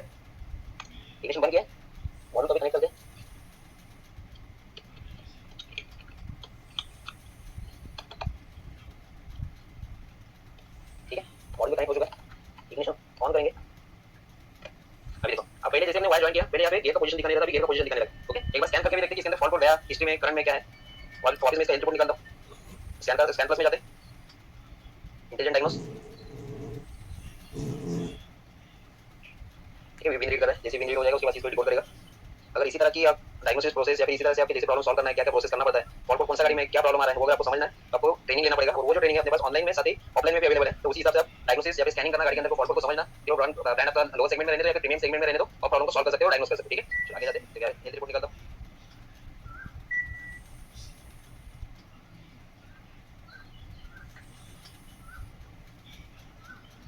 ओके, अभी देखो इंजन इलेक्ट्रॉनिक्स में फॉरवर्ड चार फॉल्ट कोड बता रहा है। ट्रांसमिशन अभी देखो, पहले ट्रांसमिशन रीड नहीं हुआ था, अभी ट्रांसमिशन रीड हो चुका है, उसके अंदर दो फॉल्ट कोड बता रहा है। ब्रेक इलेक्ट्रॉनिक्स में चार है, बाकी आप स्टार्ट ऑथराइजेशन के अंदर देख सकते हैं, फॉल्ट कोड है। एयर बैग के अंदर दो फॉल्ट कोड है, इसको पूरा स्कैन होने देते हैं, फिर देखिए इसके अंदर फॉल्ट कोड क्या क्या बचे, फिर क्या क्या है, उसकी कंडीशन कौन से स्टेट में।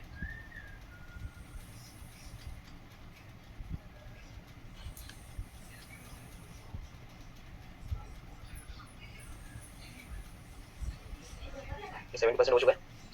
अभी सब मॉडल के अंदर फॉल्ट कोड है, चेक करेंगे कौन से फॉल्ट कोड अभी बचे उसके अंदर।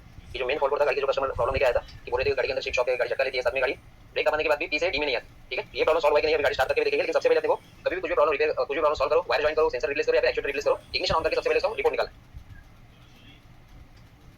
ठीक है, 100% हो गया। देखो लॉस्ट कम्युनिकेशन विद टीसीएम जो फॉल्ट कोड है पैसिव में चला गया, करेक्ट है। जो अपना मेन फॉल्ट कोड था वो पैसिव में, उसके बाद से नीचे भी जाओगे, ये ट्रांसमिशन के रिलेटेड है, मतलब कैन के लाइन के रिलेटेड अभी फॉल्ट कोड दिखा रहा है, क्योंकि इसके अंदर आप देखोगे ना तो गाड़ी के अंदर पानी आया हुआ था, जिसकी वजह से ये वायरिंग में थोड़ा कनेक्शन का एरर हो चुका है। लेकिन जो अपना कस्टमर कंप्लेंट लेके आया था वो देखते कि प्रॉब्लम सॉल्व हुआ कि नहीं। ठीक है, इसका रिपोर्ट बना दो। और ये जो रिपोर्ट है मैंने भी फॉल्ट कोड को जो फॉल्ट था उसको सॉल्व किया, इसलिए पोस्ट रिपेयर के अंदर चला जाएगा। ओके ओके सर, ठीक है, सेव हो गया। जो भी रिमेनिंग फॉल्ट कोड रहेंगे इसको एक बार क्लियर करके देखते हैं कितने फॉल्ट कोड बचते हैं। ओके, फॉल्ट कोड इरेज हो गया अभी, ये थोड़ा इरेज करने के लिए टाइम लेगा। वन बाय वन मॉडल के अंदर हर एक फॉल्ट कोड को इरेज करते जाएगा। जो भी एक्टिव में रहेंगे अभी भी गाड़ी के अंदर जो फॉल्ट कोड करंट में दिखाएगा, एक्टिव में दिखाएगा, और जो फॉल्ट कोड कुछ टाइम के लिए आए थे या फिर वायर निकालने की वजह से आए थे, अभी वो फॉल्ट कोड नहीं है उसको इरेज कर देंगे। ठीक है, तो देखते हैं कि कितने फॉल्ट कोड बच रहे हैं इंजन के अंदर, और गाड़ी को स्टार्ट करके भी देखेंगे जो शिफ्ट शॉक वाला प्रॉब्लम था, साथ में आपका गियर लीवर जो पी से डी में नहीं आता वो अभी मूवमेंट कर रहा है। ठीक है, बाकी जो भी कुछ प्रॉब्लम रहेंगे वो बाद में देखेंगे, लेकिन कस्टमर का जो कंप्लेंट था उसको पहले सॉल्व कर। ये 40% हो चुका है, 747 है। अगर यहाँ पे देखोगे ना वन बाय वन मॉडल के अंदर जाके वो क्लियर करना है, बीसीएम के अंदर नो फॉल्ट कोड बता रहा है, ट्रांसमिशन के अंदर नो फॉल्ट कोड है, रियर व्यू कैमरे के अंदर वो फॉल्ट बता रहा है, इसका मतलब उसने क्लियर किया लेकिन वो फॉल्ट क्लियर नहीं हुआ। तो इसे आपका कंफर्ट सिस्टम में भी फॉल्ट कोड दिखा रहा है। ओके, पार्किंग केस में भी है।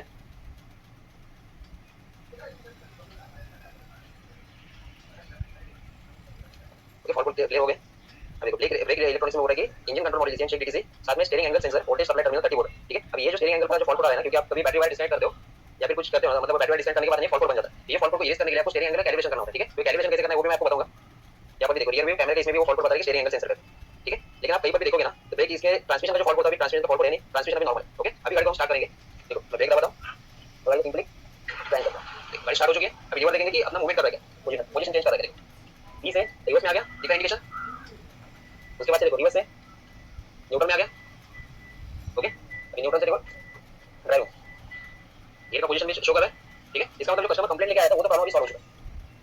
ओके, तो इस तरह से हमको प्रॉब्लम मिला था। ये प्रॉब्लम सॉल्व करते करते कुछ और भी कंडीशंस आई थी कि प्रीमियम गाड़ी है, तो कभी भी अगर कुछ प्रॉब्लम हो जाता है इन गाड़ियों में घबराना नहीं। अगर आपको डायग्नोसिस की प्रोसेस जो है, अगर आपको प्रॉपर मालूम है क्या करना होता है, कुछ प्रॉब्लम आने के बाद अगला स्टेप क्या लेना है, लेकिन आपको अगर मालूम है तो किसी भी प्रॉब्लम में फंसोगे नहीं। ठीक है, जैसे इसी गाड़ी के अंदर एक प्रॉब्लम हुआ था, जब आप डायग्नोस कर रहे थे पहले कैन लाइन की टेस्टिंग कर रहे थे, वो टाइम पे गाड़ी तो पहले स्टार्ट थी, लेकिन कुछ टाइम के बाद गाड़ी सेल्फ लेने बंद कर दी। ये सेल्फ लेना बंद कर दिया, इसका मतलब गाड़ी सेफ मोड में भी चली जाती है, तो सेफ मोड में आपके स्क्रीन के ऊपर लिखने नहीं आ रहा था, साथ में स्कैनर में भी फॉल्ट कोड भी कुछ नहीं बन रहा। तो ये प्रॉब्लम को कैसे सॉल्व किया, ये मैं आपको, अगर आपको ये चाहिए कि मैंने ये प्रॉब्लम को सॉल्व कैसे किया, तो आप मुझे कमेंट कर देना, मैं उसके रिलेटेड आपको वीडियो या फिर आपको क्लास के अंदर बता दूंगा कि वो प्रॉब्लम मैंने सॉल्व कैसे किया। ठीक है, तो ये तो प्रॉब्लम आपका सॉल्व हो चुका है, लेकिन अभी भी आप देखोगे ना इसमें एबीएस और ट्रैक्शन कंट्रोल की लाइट है। ठीक है, इसके लिए क्या करना है, क्या प्रॉब्लम रहेगा वो अपन पूरा इस गाड़ी को सॉल्व करेंगे, तो कस्टमर के पास देंगे वो टाइम पे देखेंगे। ठीक है, लेकिन जो कस्टमर प्रॉब्लम लेके आया था वो प्रॉब्लम अपने सॉल्व हो गई। ठीक है, आप अभी तक हमारे साथ जुड़े, स्कैनकास्ट के साथ अभी तक आप जुड़े रहे, इसके लिए मैं आपका सबका धन्यवाद करता हूं। साथ में इसी वीडियो आपको अगर देखने तो हमारे स्कैनकास्ट के YouTube साथ में Instagram पेज के ऊपर भी आप जाकर फॉलो कर सकते हो। साथ में हमारे ट्रेनिंग सेंटर भी आने वाले में, यहाँ पर भी आप आगे विजिट कर सकते हो। और हमारे ट्रेनिंग सेंटर सॉरी, आपको अगर ट्रेनिंग लेना है तो हमारे ऑनलाइन साथ में ऑफलाइन भी ट्रेनिंग अवेलेबल है, तो नीचे के दिए गए नंबर के ऊपर भी आप कॉन्टैक्ट कर सकते हैं। ठीक है, थैंक यू।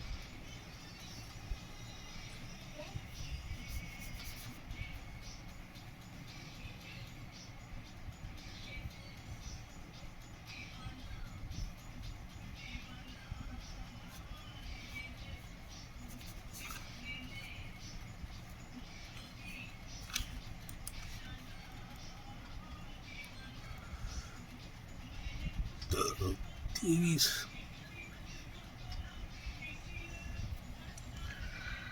So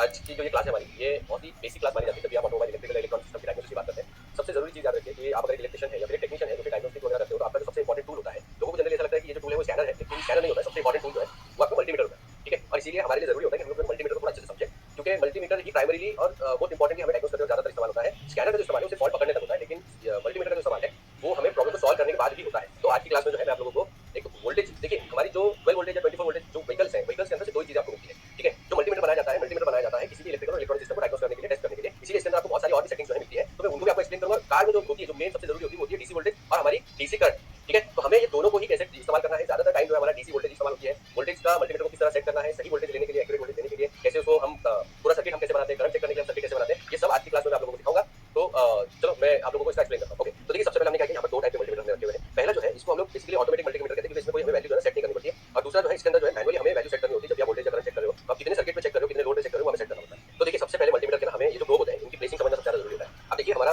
कलर के हिसाब से हम ये तो समझ लेते हैं पॉजिटिव कौन सा नेगेटिव कौन सा, ठीक है, लेकिन इनकी जो प्लेसमेंट होती है वो बहुत जरूरी होती है जब आप चेक कर रहे होते हो। तो सबसे पहले देखिए, अगर हम लोग ज्यादातर जो है गाड़ी के अंदर जो है वो डीसी वोल्टेज चेक करते हैं, तो आपका जो ग्राउंड है वो ना फिक्स होता है। यहाँ पर देखिए ये जो ग्राउंड है, ये यहाँ पर लगेगा कॉम, यहाँ पर कॉम लिखा हुआ है, यहाँ पे आपने ग्राउंड लगा दिया, ठीक है। अगर आप डीसी वोल्टेज चेक करना चाहते हो, कंटिन्यूटी चेक करना चाहते हो, रेजिस्टेंस चेक करना चाहते हो, आप डीसी फ्रीक्वेंसी चेक करना चाहते हो, तो उसके लिए आपको ये वाले पिन में रेड लगाना है, ठीक है। लेकिन अगर आपने करंट चेक करना है, आपने एसी वोल्टेज चेक करनी है, तो उस केस में आपको इसको यहाँ से हटा के यहाँ पर देखिए 10 एम्पीयर का करंट का निशान बना हुआ है और इसमें आपको लगाना होगा। तो ये सबसे जरूरी चीज है, याद रखिए डीसी वोल्टेज जब भी आप चेक कर रहे हो, रेजिस्टेंस चेक कर रहे हो, क्वांटिटी चेक कर रहे हो, तो ये लगेगा यहाँ पर। और अगर आप करंट चेक करना चाहते हो, चाहे वो डीसी हो एसी हो, तो ये लगेगा यहाँ पर। तो अभी क्या है, अभी के लिए मैं इसको वापस से वोल्टेज केस में लगा देता हूँ। यहाँ पर आप अगर देखो तो आपको दिखाई देंगे कि हमारा voltage, resistance, hertz, milliampere, diode, continuity और ये सब यहाँ पर हमारा बना हुआ है, ठीक है। तो अब इसलिए हम लोग इसको यहाँ पर प्लेस करते हैं और प्लेस करने के बाद में हमें ये देखना होता है कि हम क्या एक्चुअली में करने वाले हैं, ठीक है। तो सबसे पहले यहाँ पर देखिए, इसमें आपको दोनों में एक बड़ा फर्क आपको दिखेगा, ठीक है। वो ये है कि यहाँ पर आपको बहुत सारी वैल्यू दिखाई दे रही है, लेकिन यहाँ पे आपको उतनी वैल्यू नहीं दिखाई दे रही है, ठीक है। तो उसका रीजन मैं आपको सबसे पहले बता दूं। जैसे यहाँ पर क्या किया गया कि रेजिस्टेंस चेक करने के लिए आपको एकदम अलग से सारी रेटिंग दी गई। समझ लो, अगर 200 ओम्स के नीचे का रेजिस्टेंस आने वाला है, तो आपको ये जो लीवर है इसको सेट करना पड़ेगा यहाँ पर, ठीक है। इसके बाद में अब मैं आप लोगों को दिखा देता हूँ कि अगर हमें रेजिस्टेंस चेक करना है तो कैसे करना है। हम इसको कॉम पे लगा दिया हमने, ठीक है। और इसमें भी आप देखोगे कि यहाँ पे वी और ऑम्स लिखा हुआ है, तो यहाँ पर मैं इसको रेड वाले को लगा देता हूँ, ओके। ये दोनों लगने के बाद अगर आप यहाँ पर देखोगे तो ये जो रेटिंग्स दी गई है, इस रेटिंग में एक चीज याद रखिएगा, आप इस तरीके का मल्टीमीटर इस्तेमाल कर रहे हो तो जरूरी है ये जो सिंबल है ये हमारा ऑम्स का सिंबल यानी रेजिस्टेंस का सिंबल, ठीक है। रेजिस्टेंस चेक करने के लिए ये पूरा जो पार्ट है हमें वहाँ पर मिल गया है। अब यहाँ पर देखिए ये जो रेटिंग है, अगर आप समझ लीजिए कोई ऐसा रजिस्टर चेक कर रहे हो जिसकी रेटिंग 200 ओम्स के नीचे है, तो आपको इस पे सेट करनी है। अगर वो 2000, 2K का मतलब होता है 2000, अगर वो 2000 ओम्स के नीचे है तो रेटिंग यहाँ चेक करनी है, यहाँ पे सेट करनी है आपको, क्योंकि आपको जो हाईएस्ट है वो सेट करना है। यानी अगर आपके किसी पार्ट में रेजिस्टेंस आपको लग रहा है कि 1000 है तो आपको 2000 पे रखना है, अगर उसके अंदर लग रहा है 10000 है तो आपको 20000 पे रखना है, आपको लग रहा है कि उसमें 1 लाख है तो आपको 200000 पे रखना है। उसी तरीके से आपका यहाँ पर आ गया 200K mega ohms, mega ohms, mega ohms, ठीक है। तो इस तरीके से यहाँ पर मैनुअली सेट हो रहा है। लेकिन जब मैं इसको फिलहाल बंद कर देता हूँ, जब मैं इस वाले पे जाता हूँ तो यहाँ पर देखिए हमें यहाँ पर रेटिंग मिलेगी ओम्स सेट करने की, ठीक है। सेम चीज मैं यहाँ पर लगा देता हूँ। अब देखिए फर्क क्या होगा, फर्क ये होगा कि जब मैं इसको रेजिस्टेंस पे चेक करता हूँ तो सबसे पहले तो देखिए यहाँ पर रेजिस्टेंस भी है, आपका डायोड भी है, कंटिन्यूटी भी है। तो इसके लिए मुझे क्या करना पड़ेगा, ये जो येलो बटन आपको दिखाई दे रहा है, इस येलो बटन से यहाँ पर देखो मेगा ओम्स लिखा है, तो इसने क्या किया है, ये मैक्सिमम ले रहा है, ठीक है। यानी मैक्सिमम यहाँ पर देखिए मैक्सिमम क्या है 200 है, तो ये मैक्सिमम। लेकिन जब आप एक्चुअली टेस्ट करना शुरू करोगे तो 0 से लेगा। ये देखिए मैं यहाँ पर इसको सेट करता हूँ और ये किलो ओम से ओम्स पे आ गया, देखो 0.03 ओम्स है मेरे प्रोब का रेजिस्टेंस है, ठीक है। जब उसने शुरू कहा से किया मेगा ओम से, तो आप जो कंपोनेंट चेक कर रहे हो उसमें आपको और कुछ सेट करने की जरूरत नहीं है। आपने बस यहाँ पर गए और आपने इसे आपका ओम्स पर लेकर आए, ये देखिए यहाँ पर ये मेरा सेट हो गया और ये मुझे ओम्स में दिखा दिया। यहाँ पर आपको छोटा सा ओम्स है दिखाई दे रहा होगा, देखिए यहाँ पर देखिए ये अभी ओम्स में आ गया। लेकिन जब आप ध्यान से देखोगे तो जब मैं इसको लगाता हूँ तो ये टेस्टिंग करना शुरू करता है मेगा ओम से, मेगा ओम से किलो ओम पे आया, किलो ओम से ओम, तो उसने क्या चेक किया कि ये 0.003 ओम है, यानी इसके अंदर कोई भी ज्यादा रेजिस्टेंस नहीं है, ठीक है। तो ये हो गया। इसके बाद एक और चीज, तो ये हो गया रेजिस्टेंस चेक करना। अब इसके बाद में मैं आपको एग्जांपल दे रहा हूँ कि क्या फर्क है दोनों में। समझ लीजिए कि आपको यहाँ पर कंटिन्यूटी देखनी है, ठीक है। तो कंटिन्यूटी के लिए क्या करना पड़ेगा, आपको यहाँ पे इसको सेट करना पड़ेगा। अभी ये जो मल्टीमीटर हमारा बंद है यहाँ पे सेट करोगे और ये हमें यहाँ पर, तो हम लोग जनरली ये यूज नहीं करते क्योंकि ये इसके खराब होने से बहुत ज्यादा कंप्लेंट आती है। कंटिन्यूटी आप क्या करेंगे, यहाँ पर इसको सेट कर लेंगे, ठीक है। अब क्योंकि यहाँ पे एक अलग डेडिकेटेड बटन दिया हुआ है, लेकिन यहाँ पे आप देखोगे कि अलग से डेडिकेटेड बटन बजर के लिए नहीं दिया है। सेम जहाँ पे हमने रेजिस्टेंस चेक किया था उसी बटन पे हम इसको सेट करेंगे। चेक करने के बाद यहाँ से हमें मोड चेंज करना होगा। यहाँ पर आप देखिए ये जो है हमारा मोड का सिलेक्ट यहाँ पर लिखा हुआ है कि मोड का हमारा बटन है। मोड जब आप सेलेक्ट करेंगे तो यहाँ पर देखिए ये मेरा हो गया डायोड। तो अगर आप डायोड चेक कर रहे हो तो ये देखिए डायोड का निशान है, डायोड चेक करते हैं। अगर आप कंटिन्यूटी चेक करें तो देखिए यहाँ पर बजर का निशान है, रेजिस्टेंस, क्योंकि हम लोग कंटिन्यूटी में रेजिस्टेंस बेसिकली चेक होता है। और ये देखिए हमें यहाँ पे सेम बटन पे मुझे कंटिन्यूटी में चेक हो गया, रेजिस्टेंस देखिए एग्जैक्ट सेम है, तो हम लोग वहाँ पर, ठीक है। तो क्या हुआ कि दोनों में फर्क ये है कि आप यहाँ पर मैनुअली जो भी सेट करना चाहते हैं वो कर सकते हैं। दोनों में ऐसा जो है बहुत ज्यादा डिफरेंस होता नहीं है, बस जो डिफरेंस होता है वो होता है वैल्यू चेक करने के तरीके का, ठीक है। तो देखिए यहाँ पर मैं जो निशान यहाँ पर बने होते हैं उनको थोड़ा सा एक्सप्लेन कर देता हूँ। ये जो आप सबसे पहले देख रहे हो ये हमारा एसी वोल्टेज यानी अल्टरनेट वोल्टेज, और ये हमारा डीसी वोल्टेज यानी डायरेक्ट करंट वाला वोल्टेज। इसके बाद यहाँ पर आपके ओम्स आ जाता है, यहाँ पर देखिए ओम्स है, डायोड है, बजर है, कैपेसिटर, ठीक है। यहाँ पे आपने तो चारों चीजें आई एक ही बटन पे यहाँ पर चेक हो रही है। जबकि अगर आप यहाँ पर देखोगे तो यहाँ पर ये सारी चीजें चेक करने के लिए आपको अलग अलग बटन दिए गए। यहाँ पे बजर के ऊपर आप डायोड भी चेक कर सकते हो, आप यहाँ पर बजर पे कंटिन्यूटी भी चेक कर सकते हो। रेजिस्टेंस चेक करने के लिए यहाँ पर आ गया आपका, यहाँ पर आ गया आपका कैपेसिटर चेक करने के लिए, और ये आपकी हो गई डीसी वोल्टेज, यहाँ पर हो गई आपकी एसी वोल्टेज, ये आपका एसी करंट और ये आपका डीसी करंट। अब अगर यहाँ पर आप देखो इस वाले में तो देखो यहाँ पर रेजिस्टेंस हमारा 20 ओम से 200 ओम से लेकर 200 मिलियन ओम तक। इसके बाद आ जाता है यहाँ पर आप फ्रीक्वेंसी चेक करेंगे, ये वाला जो पार्ट आपका डीसी वोल्टेज का है। इसके बाद यहाँ पर आ गई एसी वोल्टेज, यहाँ पर आ गया एसी करंट, यहाँ पर आ गया डीसी करंट, और ये हो गया हमारा कैपेसिटर टेस्ट करने वाला ये वाला पार्ट, यहाँ से लेकर यहाँ तक, जो कि 20 नैनो फैराड से लेकर आपका 200 माइक्रो फैराड तक यहाँ पर रेटिंग दी गई है, ठीक है। इसके बाद देखिए डायोड चेक करने के लिए ये है और यहीं पर बजर यहाँ पर चेक करना है। बट यहाँ पर देखिए क्या डिफरेंस है, सबसे पहले आ जाता है हमारा एसी वोल्टेज, फिर हमारा डीसी वोल्टेज। यहाँ पर चारों जो है एक ही बटन पे, उसके लिए आपको इस बटन को प्रेस करके आपको सेट करना होगा। जैसे सबसे पहले क्या है, यहाँ पर देखिए रेजिस्टेंस है, मैं दबाता हूँ तो डायोड आ गया, नेक्स्ट में दबाता हूँ तो यहाँ पर कंटिन्यूटी आ गई, नेक्स्ट में दबाता हूँ यहाँ पे आ गया मेरा कैपेसिटर, ठीक है। यहाँ पे मेरा कैपेसिटर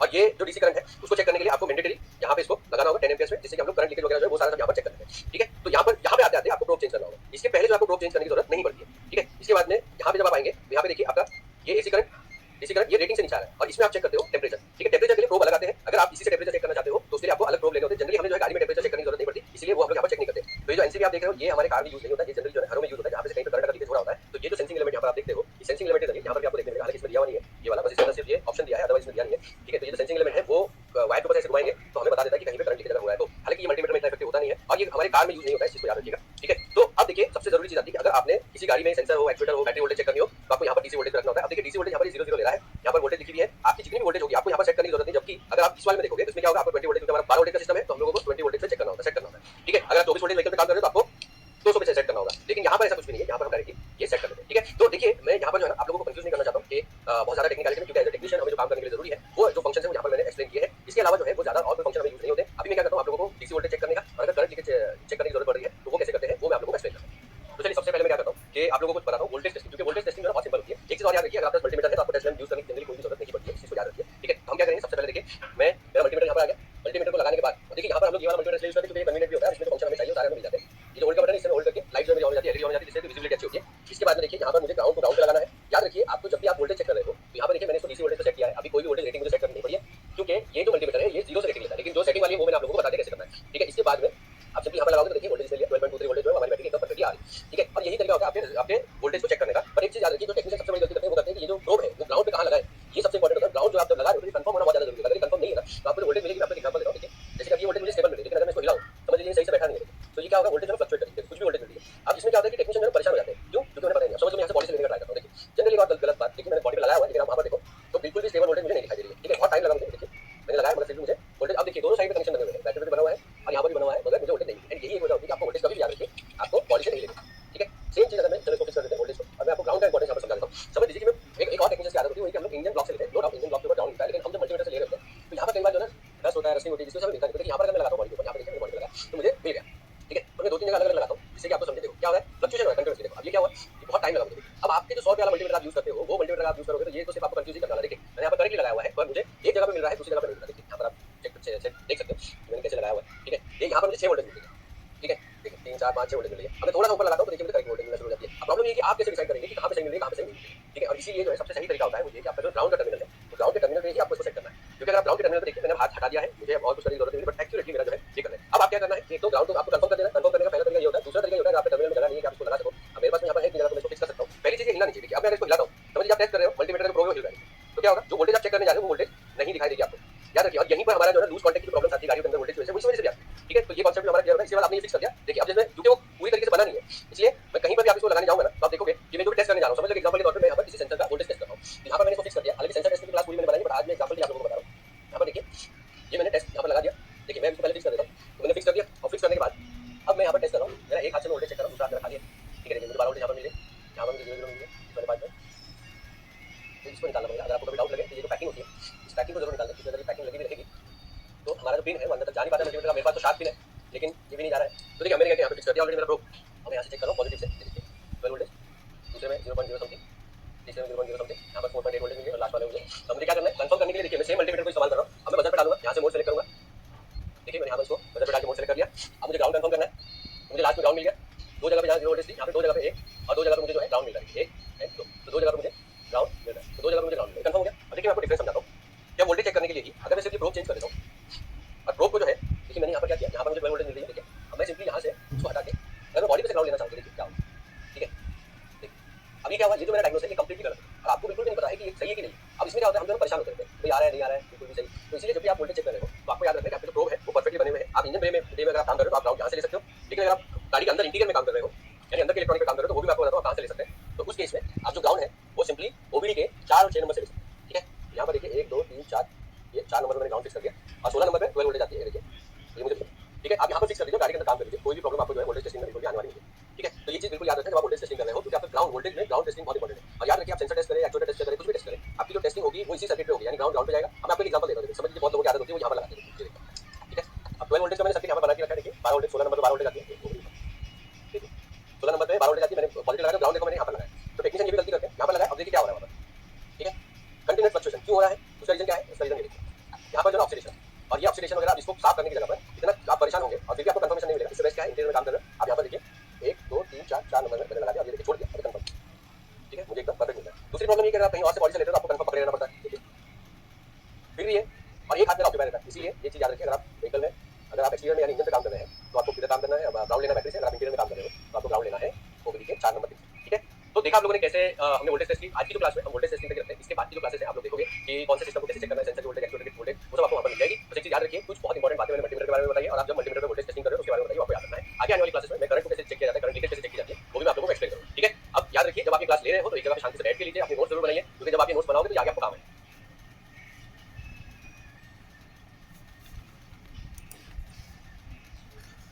तो दोस्तों आज की जो ये क्लास है हमारी, ये बहुत ही बेसिक क्लास मानी जाती है जब भी आप ऑटोमोबाइल, इलेक्ट्रिकल, इलेक्ट्रॉनिक सिस्टम की डायग्नोसिस की बात करते हैं। सबसे जरूरी चीज याद रखिए कि आप